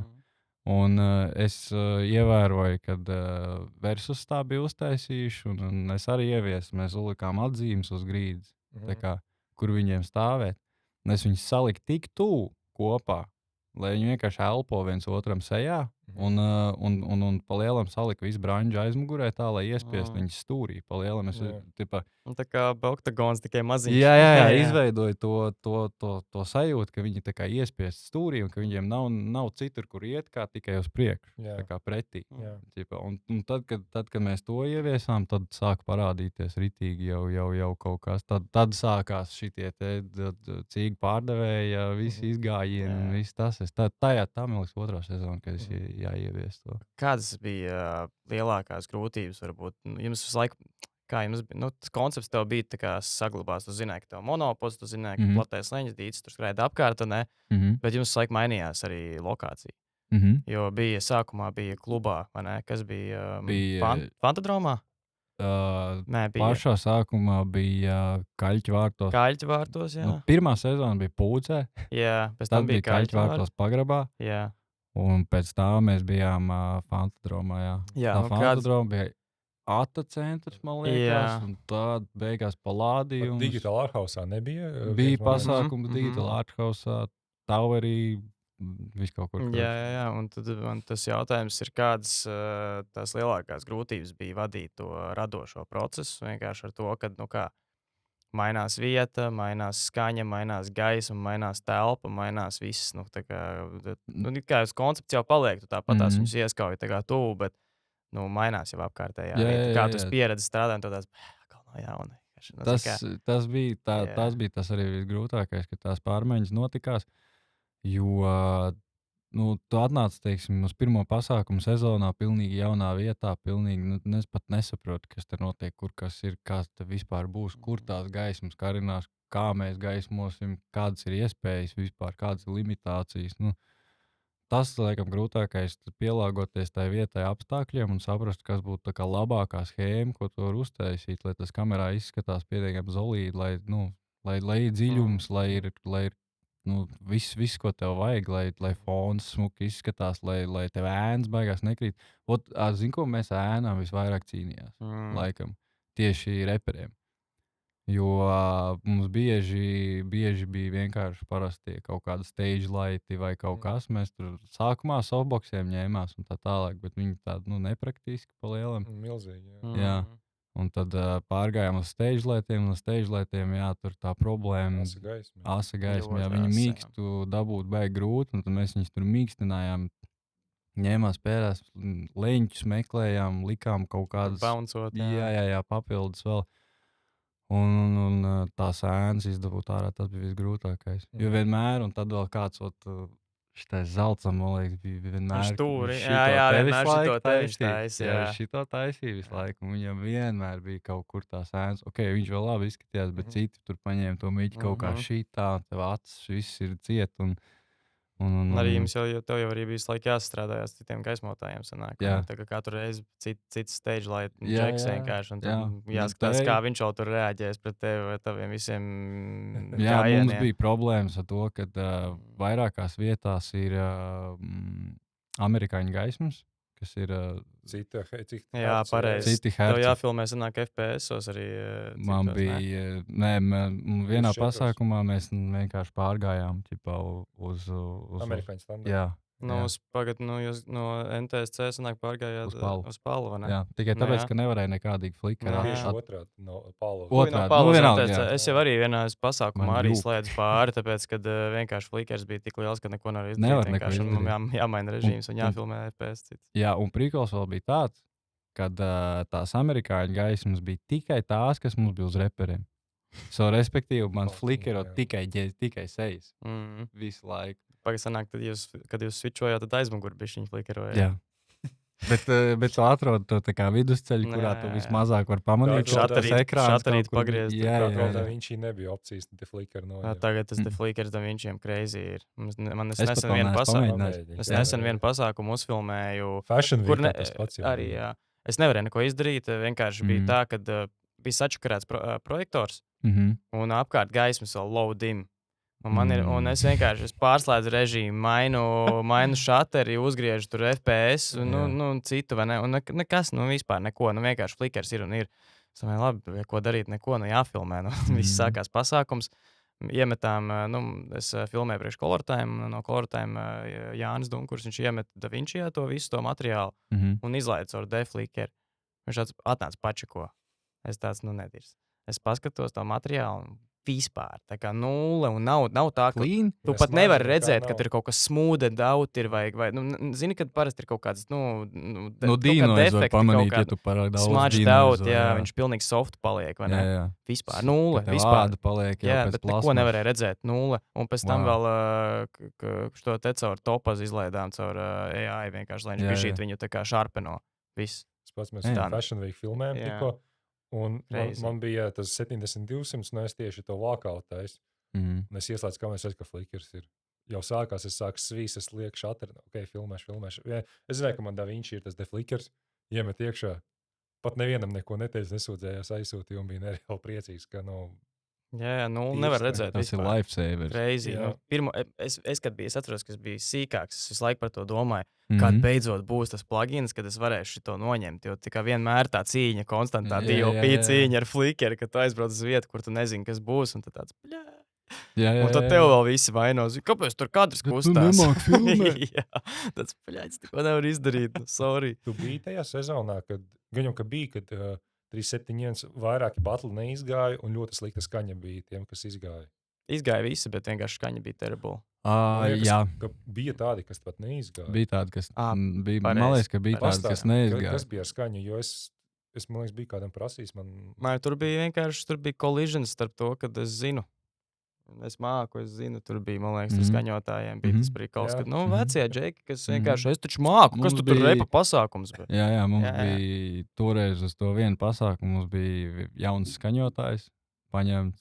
Marko, tas bija, kad Pamanito, kad bija, tas bija tas, man liekas, pasākums. Viņam tās liktā skaņa, tas arī tas bija tas. Jā, tur bija baigi slikti. Es tur neatceros detaļās, ko viņš tur īsti bija salaidis grīstajā to skaņu, bet kaut kādi mikrofoni nebija vispār ierakstīti. Tā kā nulle. Kaut kas bija ierakstīts, bet tā, ka raustās, zini, ka tev pazūd signāls, tu tā kā repo, tad katauts pilnīgs klusums, tad kā ieslēdzās atkal skaņa, ķipa, tādi gļuki bija. Bija batli, kur bija laba skaņa, un pēkšņi pārlec uz ierakstīt, šatgan kaut kādu mīķi. Jā. Tāpēc, ka tās bija vienīgais veids, kā varēja kaut ko tur izglābt, jo fiziski tā skaņa vienkārši nebija ierakstīta toreiz. Un, tas džeks vairs nestrādāja mums pēc tam. Tur bija baigā lāža, jā. Šitas ir, man liekas, katrā nozarē.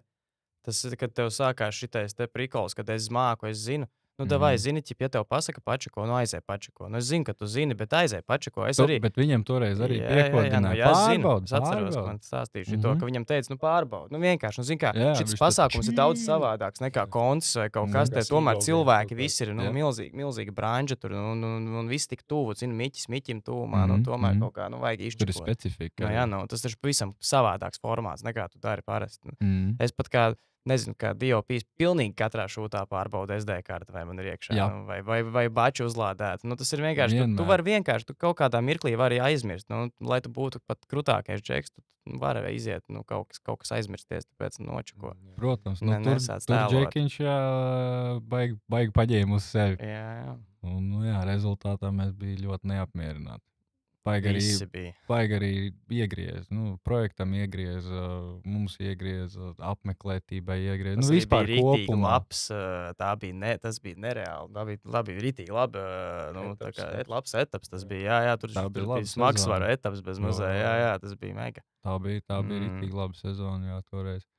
Tas bija crazy, jā. Žēl, jo tur bija labi battle. Tur bija labi battle, kas arī palika tā arī neizlaist. Bija viss, bija super, bija sezonas, kad bija labi, bet kaut kādā vienā brīdī tomēr tu vairs tagad neesi 3-7-1. Jā, no šitās sezonas es vairs neesmu 3-7-1. Palielam, jāiet bija tālāk vienkārši. Man diezgan daudz, ja 1, 2, 3, 4, 5 bija Palādījumā pēdējā. Tagad ir pirmo nefilmēt, sanāk 2, 3, 4. Un šitā ir 6. Jā, šitā ir 7. Šitā ir 7. Un tad vēl 6. vēl bija. Diezgan daudz. 5 sezonas. Jā, daudz sezonas. Bet tur jau bija arī tajā 6. sezonā jau bija tā, ka, nevarēja saprast, ko tā kā iet tālāk, neiet tālāk, kas īsti notiksies. man pašam arī bija tāds, es jau ilgi to daru.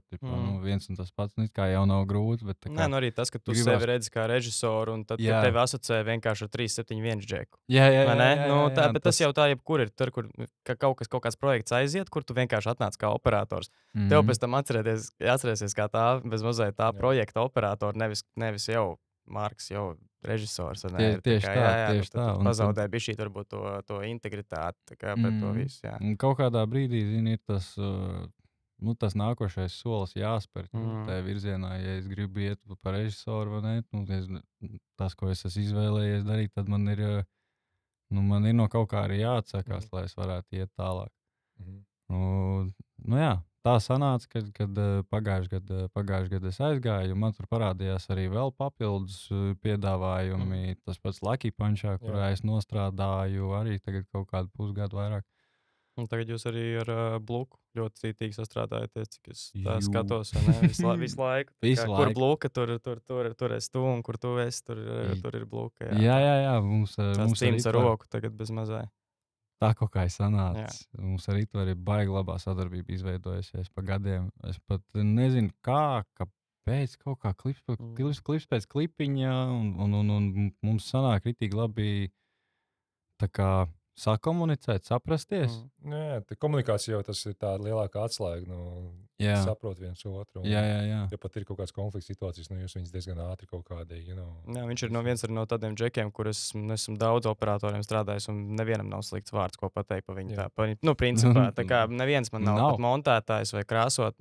Es ar Danielu Ivanovu sāku strādāt tikai tāpēc, ka jūs klipus viņš krāso, un man bija tāds, ok, man vajag arī, lai viņš nokrāso. Jā, viņš ir krūts. Un tad viņš trešo autobusu nokrāsojums tagad arī.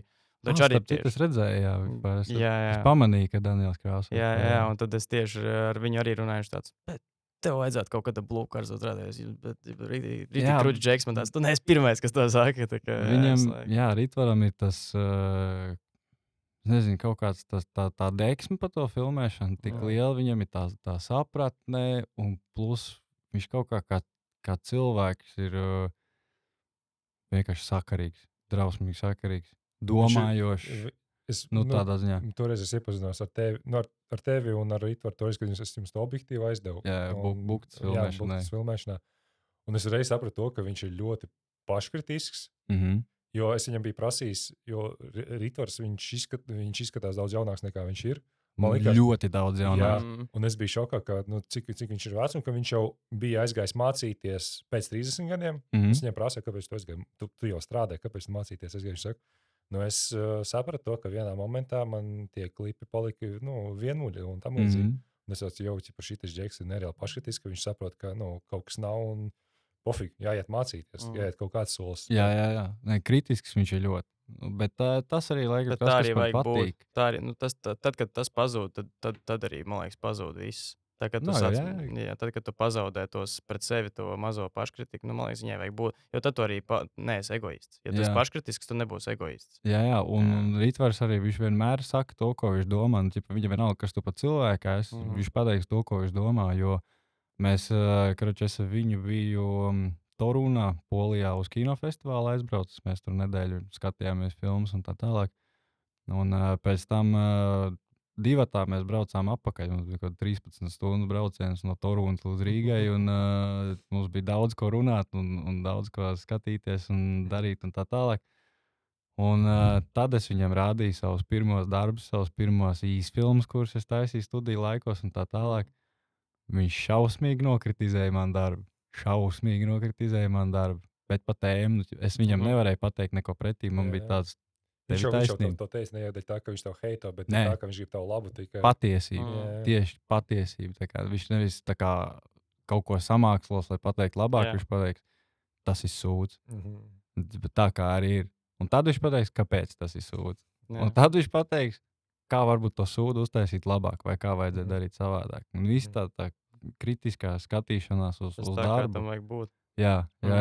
Mums tieši tāda, mēs cenšamies saglabāt tieši tādu pašu dinamiku. Tā kā, ja mēs uzfilmējam kaut ko sūdīgi, tad vienkārši vajag čekapot tev.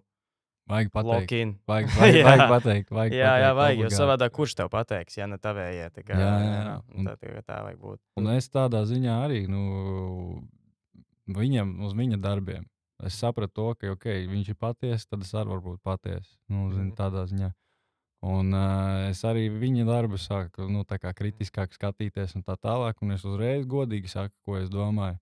Varbūt viņam kaut kādā mērā patīk, jo mēs ļoti bieži sarakstamies, sūtām viens otram kaut kādas demo, montāžas, kaut kādus tur, vai, nezinu, topošos projektus vienkārši uzmet acis, paskaties, šito ir vērts ņemt vai nav vērts ņemt, šito darīt, nedarīt. Tad tur jau vajadzīt, man vajag palīdzību gaismās ātri tajā dienā, vai arī es saku, klausies, man vajag operators tur tad un tad. Un viņš vienmēr ierodās, es ierodos, cik vien iespējams, tādā ziņā. Mums ir tas teiciens savā starpā, ka galvenais, kas ir, ja jūs strādājat kopā, vajag dirst maksimāli viens otram virsū. Bet jāatcerās, ir galvenais, ka mēs to darām projektu labā. Ne jau ka mēs darām rezultātu labā. Ne jau, lai es tev pateiktu, ka tu sūdīgi filmē, bet mēs taču kopā to lietu darām. Jo ir dažreiz tā, ka man personīgi bijis tā, ka sastrādājos ar kādu, un es izsaku to kritiku, un cilvēks paņem to. Un tad es nevaru vairs strādāt ar tevi, diemžēl, tāpēc, ka, ja tu nesaproti to, ka tas nāca no place of good heart, jo tas jau nāca good intentions, mēs taču taisam projektu, un mēs gribam, lai tas sūds izstāsta maksimāli labi. Tā ir vēl viena lieta, kas ir jāsaprot. Jā, ir vienmēr visiem, un tas ir montētājs, operators, režisors, gaismotājs, visi var pateikt savu lietu, tāpēc, ka beigās, ja mēs visi katrs pasakam to savu lietu, varbūt pat arī tu izteici nepareizu kritiku, bet tad tev pretī arī pateiks, ka tu nepareizu kritiku pateici, un beigās iznāk ārā gala rezultāts, visiem tāds, wow. Mēs reāli to izdarījām. Tā jau tikai var progresēt. Tikai tā, jo savādāk, ja ņem kaut ko pie sirds, tad tur ir viss. Tur audzes aiziet. Šitā ir apvainošanās un viss šitā. Jā, šitā ir viena no pirmām lietām, man liekas, arī, kas ir jāsaprot industrijā un vispār. Ja tu esi mākslinieks vispār. Pirmkārt jau darbs un privātā dzīve, tu nevari neko ņemt pie sirds, kas saistībā ar darbu, jebkurā gadījumā. Un it īpaši te, jo mākslā tas ir, tu izveido savu to gara darbu, vai ne? Tas ir tavs tāds tā kā... Tavs bērns. Jā, tavs bērns, tāds, tu viņu auklējies, tu viņu audzē, vai ne? Un tā tālāk, un viss notiekās. Un tad, kad kāds ļoti žoski kritiski izsakās par tavu loloto darbiņu, jā, tad, protams, ka citreiz nav patīkami un tā tālāk, bet tev reāli jāsaprot tas, ko tu saki, ka tas ir, lai to uztaisītu vēl labāk. Tas jau nav tikai tāpēc, ka es gribu kaut ko sūdīgi pateikt tev vai iegriezt. Beigās jau tu saproti, kāpēc tos cilvēks te pasauc. Tāpēc, ka tev patika viņa perspektīvas. Un tas pats arī, montāžās, tagad vairākus klipus mēs taisījām Denisam un Sudrabam un tā tālāk. Un tur arī,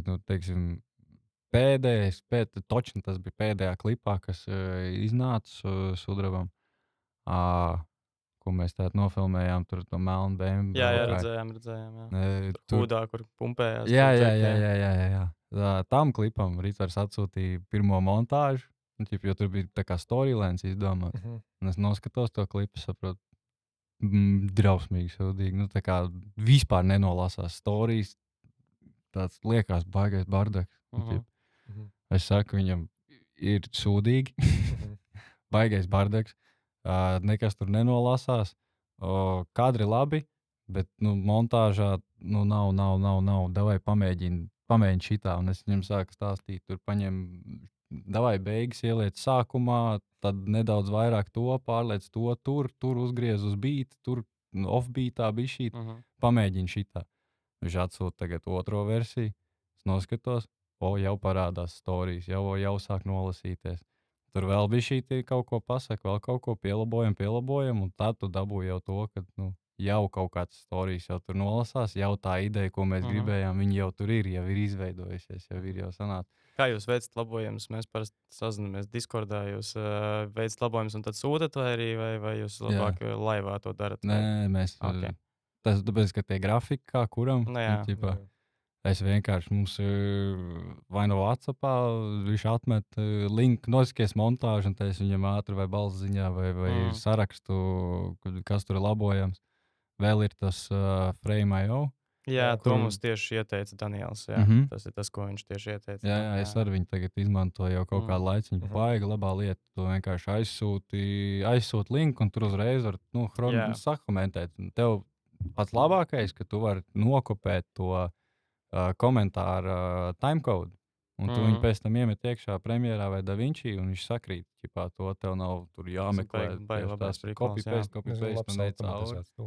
Jā, tā kā vai nu tādā veidā tur sakomentē, tad es izēju cauri komentāriem, salaboju, vai viņš iet cauri komentāriem, salaboju, izeksportēju jaunu versiju, tad noskatāmies, tad atkal jaunu komentāru un tā tālāk. Tā uz vietas mēs montējam, tad parasti pie Daniela pirms krāsošanas ir kaut kādas pēdējās lietas, ko vajag savilkt vai kaut kas, tad tur kaut ko. Un tad tas ir vienīgais, kad mēs dzīvojām, tā baigi montē.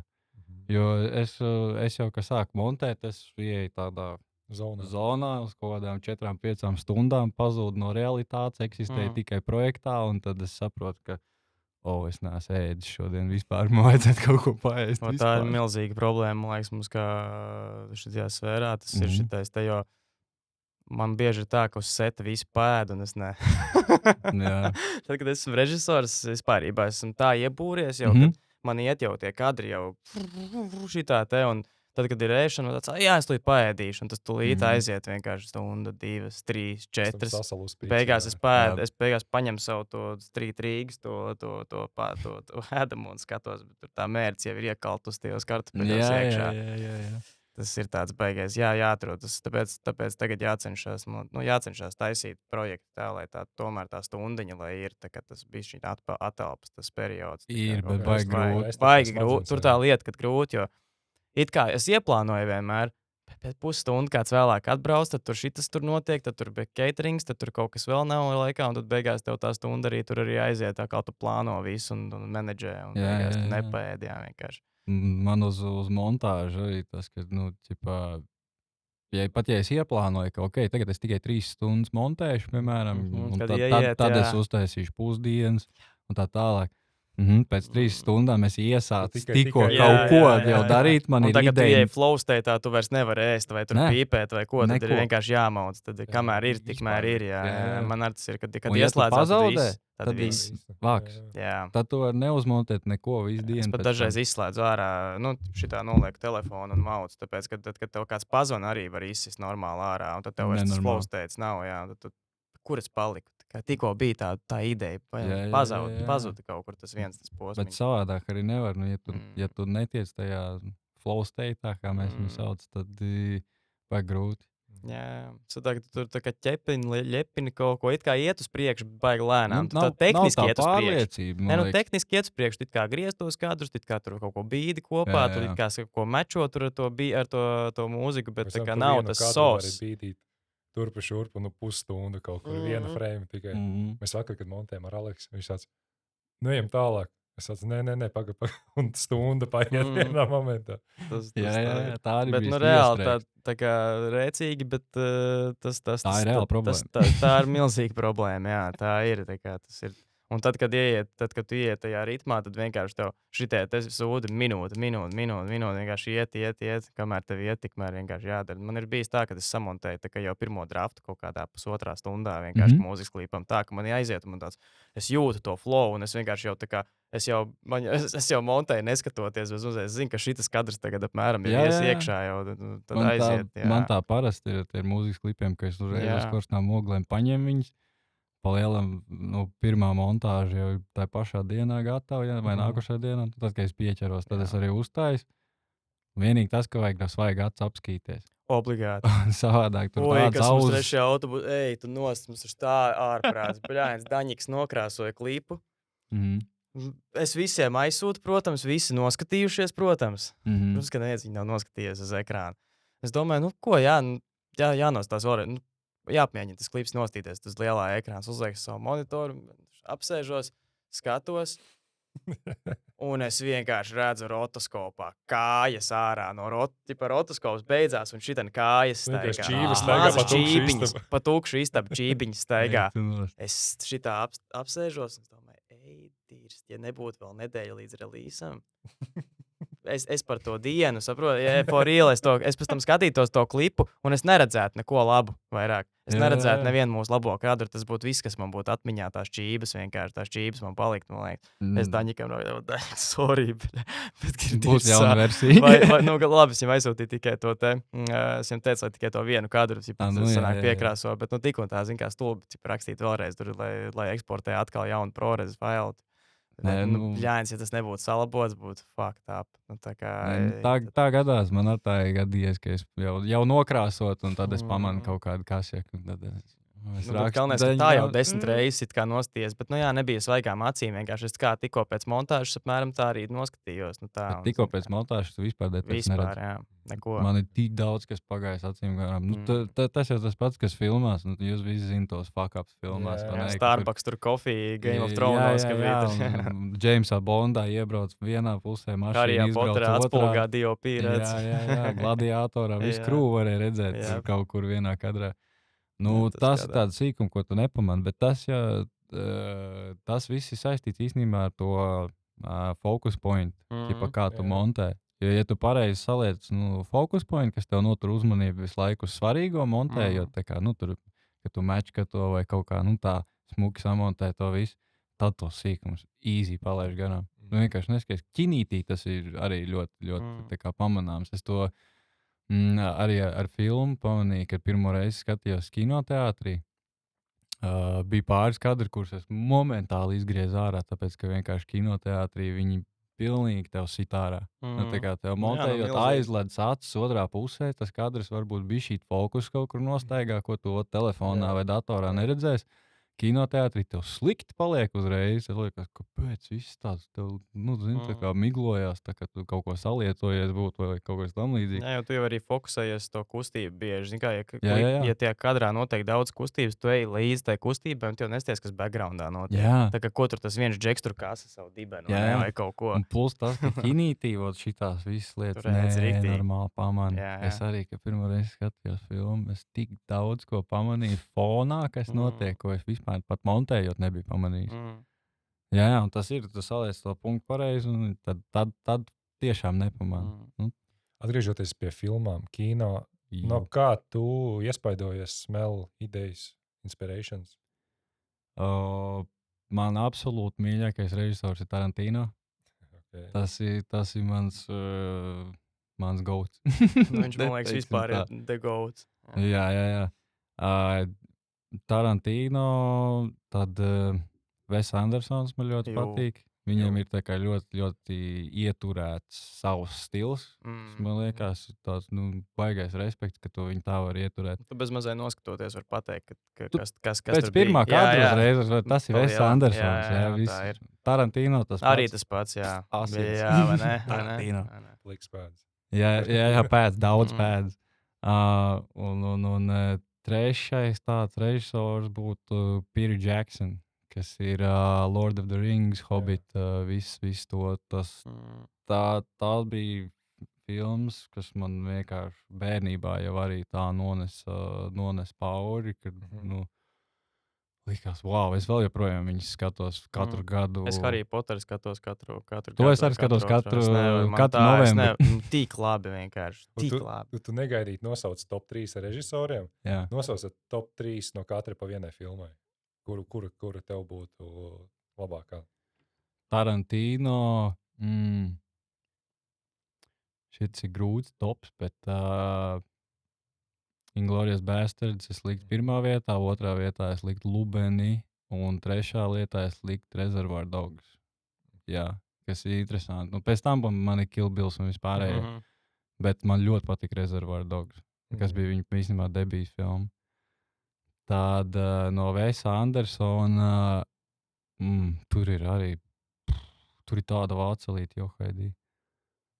Bet es laikam pirmā vietā likt Asteroid City, kas viņam salīdzinoši nesen iznāca laikam. Man laika tā perceptions ir pilnīgi garām. Tas tagad tā ir, tad, kad ir tev daudz darba un kaut kas jādara, tad tu vispār pazūdi. Man tikko bija saruna, kuras mēs runājam par kaut kādu lietu. Un es tā, tas bija tikko. Man tā, tas bija septembrī. Tad tikko pirms nedēļas mēs runājām par kaut ko. Tas bija septembrī. Tāds, nevar būt. Točins man liekas, septembrī. Man liekas, ka Asteroid City arī. Man liekas, ka viņi iznāca nesen, bet viņi varēja iznākt pirms 4 gadiem. jā, tas man besi jārāš par šito runāt. Dažreiz liekas, that old. Kas notiek? Kāpēc tik ātri? Un no Vēsa Andersona otrā vietā Fantastic Mr. Fox. Man ir tetovējums, ko man Ritvars uztaisīja. Es nezinu, vai varēs redzēt. Varēs. Tagad varēs, jā. Tagad varēs, jā. To man uztaisīja Ritvars Bluka. Starp citu. Tā kā droši rakstiet. Jā, Ritvaram ne tikai pa filmēšanā. Viņš arī māk tetovēt. To es liktu otrā vietā. Un trešā vietā, es viņai neatceros nosaukumu. Viņš kaut kāds baigi dīvains nosaukums, bet tur bija filma par 3 brāļiem, kas brauca vilcienā pa Indiju. Tur bija Owens Wilsons, Adrians Brodijs un vēl viens džekiņš galvenā lomā. Kaut kāds uz D burta, bla, bla, bla, Express, kaut kas tam līdzīgs. Garš to es liktu trešā vietā. Un no Pītera Džeksona, tur ir skaidrs, tur ir viss Hobbit un Lord of the Rings triloģijas, viss tas kopumā. Es patiesībā par Hobbit specefektiem taisīju bakalaura darbu. Jā. Par tiem praktiskiem, kas viņiem bija? Visiem. Es izanalizēju visas metodas, kādas viņš pielietoja, es izanalizēju kā viņš panāca tos efektus, kāpēc viņš izmantoja tur konkrētas kameras un tā tālāk. Tur bija baigi interesanti. Viņi tur uzbūvēja veselu sistēmu, 3D rigu tajā laikā, kur viņi salika pa lielam 2 reda kameras kopā. Un 180 grādu objektīvi. Jā, viņiem bija vienkārši 2 spoguļu sistēma, kad viņš varēja tās kameras, viena bija augšā, viena bija tā kā pretī. Viņš šāva, un tad viņš varēja tās lēcas vēl kustināt turpu šurp, šitā te, kas it kā cilvēku Latvijā mierīgi mēs varētu samest tādu rīku kopā. Kāds atļauj? Jā, easy. Tur tikai, cik tur 200, 300, 400 tūkstoši. Viņam tādi rīgi bija kaut kādi 60, man liekas, kur katram bija 2 reda kameras, jo viņam bija katram rigam, viņam bija shoulder rigam tāda kamera, viņam bija krānam tāda kamera, steadicamam tāda kamera, visiem. Kad editoram atnes 2000 SD. Tur es nestādos priekšā, kā tas viss. Tur jau tas viss vēl gāja caur Veta Digital, kur bija visi CGI un tā tālāk. Tas arī pilnīgi slim. Es atrakstīju visus tos sīkumus, kā viņi tur, kad green screen, kur izmantoja, kur bija praktiskie efekti, ka, teiksim, tās perspektīva, ka viņi lauz un visas tās lietas. Ja mēs par topiem runājam, tad mēs varam uzreiz pa salu varbūt jau pajautāt. Jā. Tā, ja tev jautājums, tagad mēs katram cilvēkam podkāstā uz beigām uzdodam tādu jautājumu, ko tu paņemtu? Pieņemsim, tagad visi pasaules beigas. Tev jāmauc. Un, vienīgā vieta, kur tu vari aizmaukt, ir sala. Neapdzīvot sala. Un tev ir jāpaņem līdzi uz salas viena filma, viens mūzikas albums un viena grāmata. Kas te būtu? Šis labs jautājums. Uz visu mūžu tev nekā cita vairs. Jā, es sapratu. Kā komēdiju nevar ņemt parasti, vai arī tieši var, bet tur jāizvēlās. Varbūt tev patīk. Katram savu komēdiju. Jā. Es izbalansēju ar mūziku. Izbalansēju ar mūziku, jā. Baigi. Vienu tādu ļoti grūti iedomāties. Tā lieta. Man liekas, katru dienu, kāds tev ir garīgais, tu atbildēsi savādāk. Jā, tāpēc tev ir jāatbild. Laikam. Es nočītoju, es izvēlējos, ne triloģiju, bet franchise, izvēlējos Harry Potteru kā filmu. Tu paņēmi franchise? Jā, es paņēmu franchise filmai. Jā, bet es nočītoju vienkārši. Triloģija vēl būtu ok, bet, kad ņem kā Harry Potter, tas ir over. 8 daļas vienkārši. Ja varētu ņemt triloģiju, tad es ņemtu Lord of the Rings. Nevis Hobbit, bet Lord of the Rings. Ja jāņem viena filma. Man baigi patīk Hail Mary beigu, ko es noskatījos šogad. Okay. Tā kā šāviens tumsā, bet man viņi ļoti, ļoti patīk. Es laikam paņēmu to. Grāmatu. Varbūt ir kaut kas, ko tu vienmēr gribēji izlasīt, bet nesagāji. Kaut kādi, es nezinu, možda kaut kāda Aristotela vai kaut ko tam līdzīgi. Paņem kaut kādu sengrieķu filozofu palasīt, ir brain foodam. Un tad Otrs variants man būtu, man mājās stāv tāda smuka bilžu grāmatiņa, saucās Accidentally Wes Anderson. Tur ir tā kā ļoti daudz bildīts no vietām, kas izskatās kā Wes Andersona kadri un filmas un apraksts par tām vietām. Tā kā varbūt, ka pat es to paņemtu. Jo, ja viss ir tā kā visa pasaule beigusies, tad tur man būtu smuks bildīts par to, kā pasaule izskatījās. Tas labs points. Un mūzikas albums? Mūzikas albums. Šitas laikam ir viss sarežģītākais, jo es klausos tik drausmīgi daudz ko. Tas pats. Viņš paņēma klasisko mūziku. Jā, es paņēmu komēdiju, bet lai man ir, lai es varētu padomāt, es paņēmu klasisko mūziku. Man filma būs for fun grāmata, man būs brain food. Un ko tad, lai es daru ar mūziku? Izrādīties. Kā es viņu klausīšos? To mēs neesam padomājuši. Tas ir labs jautājums. Jo no tā jāatkarīgs, ko es ņemu. Plaši atskaņotājs, jā. Plaši atskaņotājs? Kvalitatīvākais, kā tu vari izbaudīt mūziku. Ar tādu normālām radiotehnikas tumbām.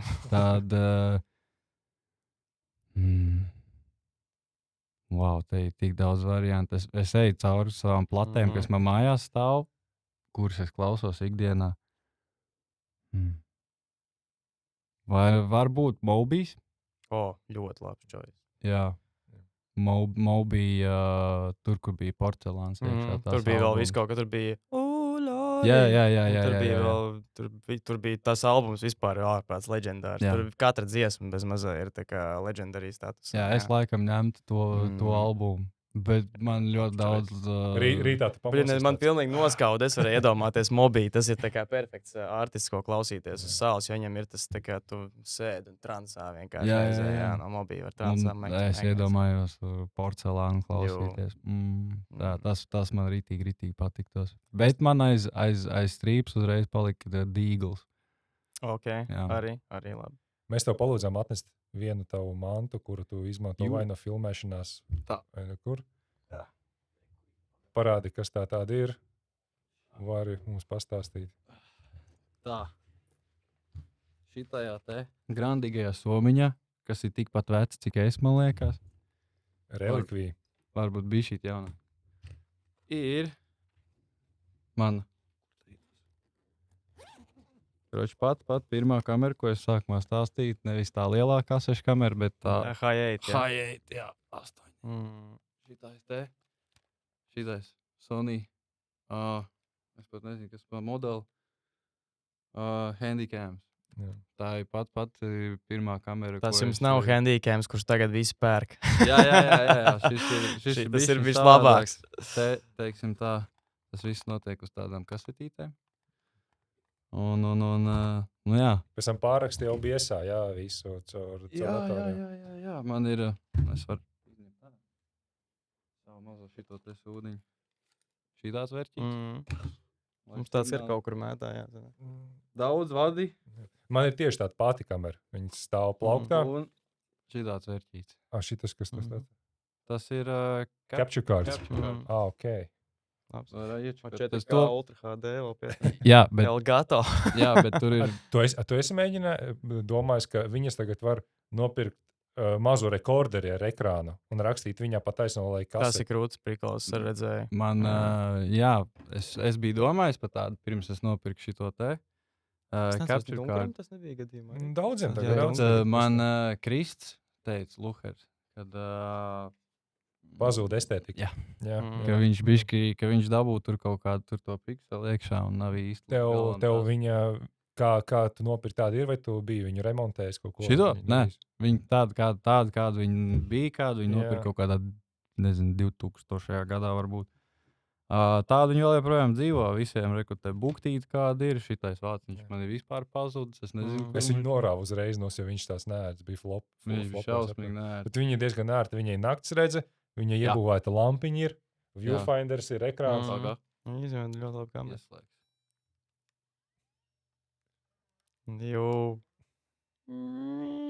Iegriež kasetīti. Tu viņu bieži izmanto? Tagad, jā. Reku, gaismi. Jā. Un viņiem ir kur ir tas night shows. O, šis ir cool. Jā, tas ir labs. Es nezinu, pagaid. Es varu pievilkt. Jo. Skatītāji paši sev var skatīties. Jā. Nu, šitais naičos bija baigi labais, kad Bazāra Noļ bija tie fighteri tai tumsā, ka viņi iesildījās. Jā. Tad es ritīgi izmantoju. Tagad pa lielam man viņi strādā kā kaut kāda, home video pa lielam kamera. Es visu kaut kādas pārgājienas tur močīju iekšā, kaut kādas random lietas, bet es domāju, ka viņi mierīgi arī kaut kādas klipus var taisīt. Pielietojuši daudz kur. Mēs visu kaut kur esam pielietojuši. Kā piefilmējuši vēl kaut ko backstage'ā. Viņi ļoti labi dara transitioniem. Jā. Mētā, jā. Tas ir tikai tas. Bet viņai tā sajūta kaut kāda, tā nostalģija. Rītīgi labi. Man bija vēl viena, kas bija mini DV kamera, kasetes, kas ir mazākas jau, kuras Full HD. Augstā kvalitāte. Nav tas. Kasete, bet nav tas. Viņa ir pārāk crisp. Šitais ir, viņam ir tas trēšs iekšā. Tā kā jā, nevajag tur super duper. Man bija viens jautājums, kurus izlaidu, bet jā, mūsdienās ir tā kā visiem tas prikols ir, kad man vajag šito objektīvu, man vajag šito kameru nopirkt, man obligāti vajag šito. Bet, Džeki, daži operatori, un ir daži operatori DOP, kuriem pat nav savas kameras. Tā kā, viņi vienkārši šūtu, paņem kameru un that's it. Tur nevajag būt kaut kādam, nevajag katru reizi komodo ņemt ārā un močīt, tev pietiek ar reāli. Labi, iPhone'am tur tas fokus, tas ir tas. Ieslēdz Blackmagic app. Jā, tad var močīt. Bet, tad nevajag tur mega kaut ko, ja tev ir visions galvā. Tad, jā, tur pilnībā pietiek, ka šito var uztaisīt krūtā klipu, nekā tur Džekiņš jauns paņem A7S3, viņš nesapratīs. Un interesanti, ka arī viņam tā sajūta reāli saglabājās. Un, teiksim, ja mēs visi apģērbtos tā kā 2000. gada sākumā, nav atšķirība. Kamēr tu neredz kaut kādas modernas lietas, tur mašīnas vai kaut ko, pilnīgi nepateiks, ka tas ir filmēts vakar. Tā, labi, pirms mēs atvedamies, tad es tev gribu vienu end question pajautāt, pēdējo jautājumu. Ja tev būtu jāizvēlās viens kadrs no savas visas karjeras, kas vislabāk raksturo tieši tevi, kā filmu veidotāji, kurš tas būtu un kāpēc? Kadrs no... Vai tu vari pārfrāzēt no kadrs, bet videoklips varbūt? Nē, tur ir atšķirība. Mēs varam paņemt gan. Mēs varam paņemt gan. Ja kadrs... tas nav tas, kas man raksturo, bet viens kadrs, kas man šausmīgi patika, kur tas bija dumpī, kur es situ klapu, bet man vajadzēja stumt doļu. Jā. Jūs nezināt, dolīs ir sliedas, pa kurām stumt tos kameru. ratiņus un tā cilvēku. Smuki izskatās. Mēs ar Ando uzbūvējām krānu, kuru mēs uzlikām uz sliedēm priekš tā šūta. Un bija viens kadrs, kur tā kā no ļoti, ļoti augsta leņķa, tādu, es nezinu, tu trešais stāvs kaut kāds varētu būt, bija jāfilmē, kā bērni spēlējās, un tad tas kadrs tā smuki nāk uz atpakaļ un laižās lejā, un tad atverās mums divi personāži, kuriem sākās tālāk dialogs. Tas bija viens no grūtākajiem kadriem, jo es nekādīgi nevarēju uzstumt tā kā vajadzēja. Otrs bija tas, ka mēs to krānu uzbūvēja pa lielam no štropēm un stieņiem. Tā kā tur viss bija uz dievpalīgi pa lielam. Kā es prasīju Ando, tu domā, tā kamera turēsies savus 100 vairāk tūkstoši ar Ronin kameru, jā? Viņš tās uzliks, tā redzēs. Man bija tāds, ok. Un tad uzliku un aizgāju, un es uzstūmu kaut kādu 4. reizi, man liekas, to kadru, bet viņš sanāca baigi smūgs. Tas tāds no kadriem man mīļākais, kur es ir pieskāries. Un tad viens videoklips, kas tevi raksturo no savas režijas tieši. Kas tevi vislabāk raksturo, kas ir tavs mīļākais bērns, tevis middle child.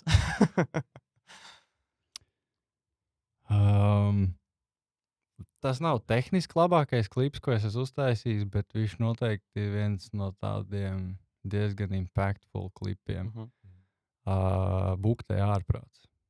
tas klips man kaut kā, viņš nav varbūt vizuāli vistīrākais vai vispatīkamais vai tā tālāk, bet tas, kā tas viss radās, kā tā dziesma radās, kā tas klips bija pilnīgs freestyle.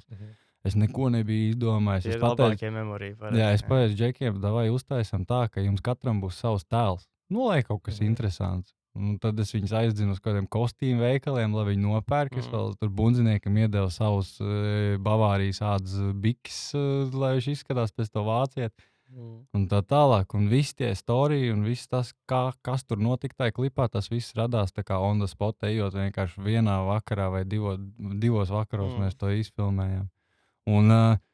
Un Inčī, kad tur bija tāds skitiņš vēl pirms tam, un tā kā nobeigums tāds, un man kaut kā gribās vairāk ieviest arī klipiem tādas tā kā sākuma, ainiņas vai kaut kādu bišķīti. Inscenējumu.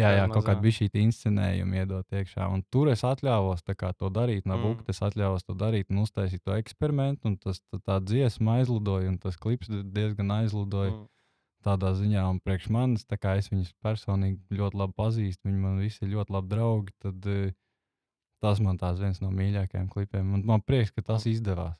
Tā kā tas bija tāds šāviens man tieši tas pats ir, man arī savu tehniskākie klipi, es neteiktu, ka man viņi ir būt mīļākie. Mīļākais klips ir Marko D12, kur es atbraucu uz vietas, un mēs uz vietas izdomājam, ka mēs Vanteikā filmēsim ar visiem, ar 15 cilvēkiem iesaistītiem, katram savs darbs iedots uz vietas. Tā, tu fočēs, tu sēdēs, tu spēlēs kompi, tu šito, un rītīgi inčīgi, tu spotu vienkārši mētājies. Tā radošā. Jā, un beigās, ka tas viss sajiet tāds, what the fuck, mēs reāli to izdarījām, bez nekāda storyboarda, bez nekā, vienkārši just guys hanging around. Jā. Vajag dažreiz to brīvi. Vajag arī, protams, tehniskus klipus, tas ir nenoliedzami. Ja man tajā brīdī būtu iespēja uztaisīt to visu tehniski labi, tā kā es biju iedomājies arī tehniski plus mīnus, tad viņš arī izskatītos vēl labāk tas klips. Bet te ir tas tā atziņa, ka nevienmēr tie tehniskākie klipi būs labākie. Tā vienkārši vislielākais, kas spēlē, man liekas, ir tas, kā cilvēki jutās uz seta un kāda bija atmosfēra. Jo tehniskajos klipos bieži ir tas stresiņš. Ir stresiņš. Jā, bet arī atsevišķos klipos var redzēt, ka tas stresiņš ir. Jā, var redzēt, tieši tā. Tur saraustīts kaut kāds vidusdaļas vai beigās nav kulminācija, tomēr izvērsta tik ļoti, cik gribētos. Un tajos fanu klipos tur viss ir tā, kā vajag. Tāpēc, kad jūs visi bijāt uz the same level vienkārši. Es arī savos setos mēģinu, tīpaši mūzikas klipos, kaut kā uzturēt to atmosfēru tādu. Un pateikt sākumā jau to vīziju, kā tas būs, vai mēs te tagad spēlēsimies, eksperimentēsim, vai arī ejam šitā te, mums nav laiks, mums ir visam jāiziet cauri. Es vispār sāku šo visu darīt ar mūzikas klipiem ar Aleksandru, tāpēc, ka vienkārši tā rūgtā pieredze bija. Kad uz seta ir vienkārši tas dead silent, tā kā visi darām savu darbu, tā besīt. Protams, es uzskatu, ka ir jābūt ļoti labam vidusceļam starp profesionālismu un starp having fun. Tā kā, jo tu nevari, kā tu vari filmēt un nehavot fun? Bro, mēs ar kamerām skraidam apkārt un par to vēl saņemam kaut ko. Tā kā tas vispār ir neiedomājami. Man pirms 10 gadiem vai 15 šito kāds pateiktu, ka mēs šo darām. Liktos pilnīgi kosmos, kāds sakars. Jā, mēs tagad brauksim un darīsim to, ko es gribu izdomājis savā galvā. To mēs tagad darīsim, tu vēl man par to maksās. Jā. Man vien brīdi bija tā, ka man brālis vēl dzīvoja Latvijā, tad es viņu ņēmu uz setiem kā runner. Viņš bija mans vibe checks, viņam vienmēr bija telefons pieslēgts pie tumbas, un tikko kā sākās kaut kāda stumdīšana vai kaut ko, tā viņš lika vienkārši bangers pēc bangers dziesmas. Un tad parasti pēc tam arī, bet baigi inčīgi, tā arī forša lieta, ka tu uzliec to mūziku, ja var, ja tā vieta un laiks atļauj to darīt, tad kaut kā satuvina visu to komandu. Jo viss kaut ko sāk iedziedāt, viens iemauc liriku, nākamais iemauc, tur viens kaut ko dejot sāk. Jā, un pēc tam tie cilvēki arī, viņi atcerās, viņiem asociācijas paliek, un tad tev paliek atmiņā tas pats bija baigi forši īstenībā. Sūca to, ka visu nakti mēs tur filmējām, bet pats bija forši. Tajos setos, kur drausmīgs, klusums un viss kaut ko tur tādu. Jā, vēl 12 stundas jāmauc, jā. Bet tur pat 3 stundas liekas šausmīgi. Jā, zin kā, visos setos ir tas breaking points. Nu, arī fanu setos 8, 9 stunda sākās, tad jau sākās visiem bija nogurums. Jā, brainrots sākās. Un tad arī vajag ieslēgt to mūziku, lai vienkārši atkal mēs iekurinam apakaļ to uguni, lai aiziet. Jā, setos atmosfērai ir liela nozīme. Tas gala darbā ir ļoti daudz. Tas arī, man liekas, tas kaut kā nolasās universā visā, nolasās, jo tie klipi aiziet. Tie klipi, kur tā enerģija ir bijusi, tur viņi aizies, ja tā dziesma un video sakrīt viens ar otru un vēl sets. Un komanda tur nevar neiznākt kaut kas labs. Viss jau ir enerģija. Kāda enerģija bijusi tajā brīdī, kad tu filmēji, to jau visam jūt cauri, redz cauri. Tad ar šo enerģiju arī varam noslēgt šo podkāstu. Paldies tev, ka ieradies. Paldies, ka paaicinājāt. Jā, tiešām jau. Tā kā tiekamies nākamajā epizodē. Čau! Peace!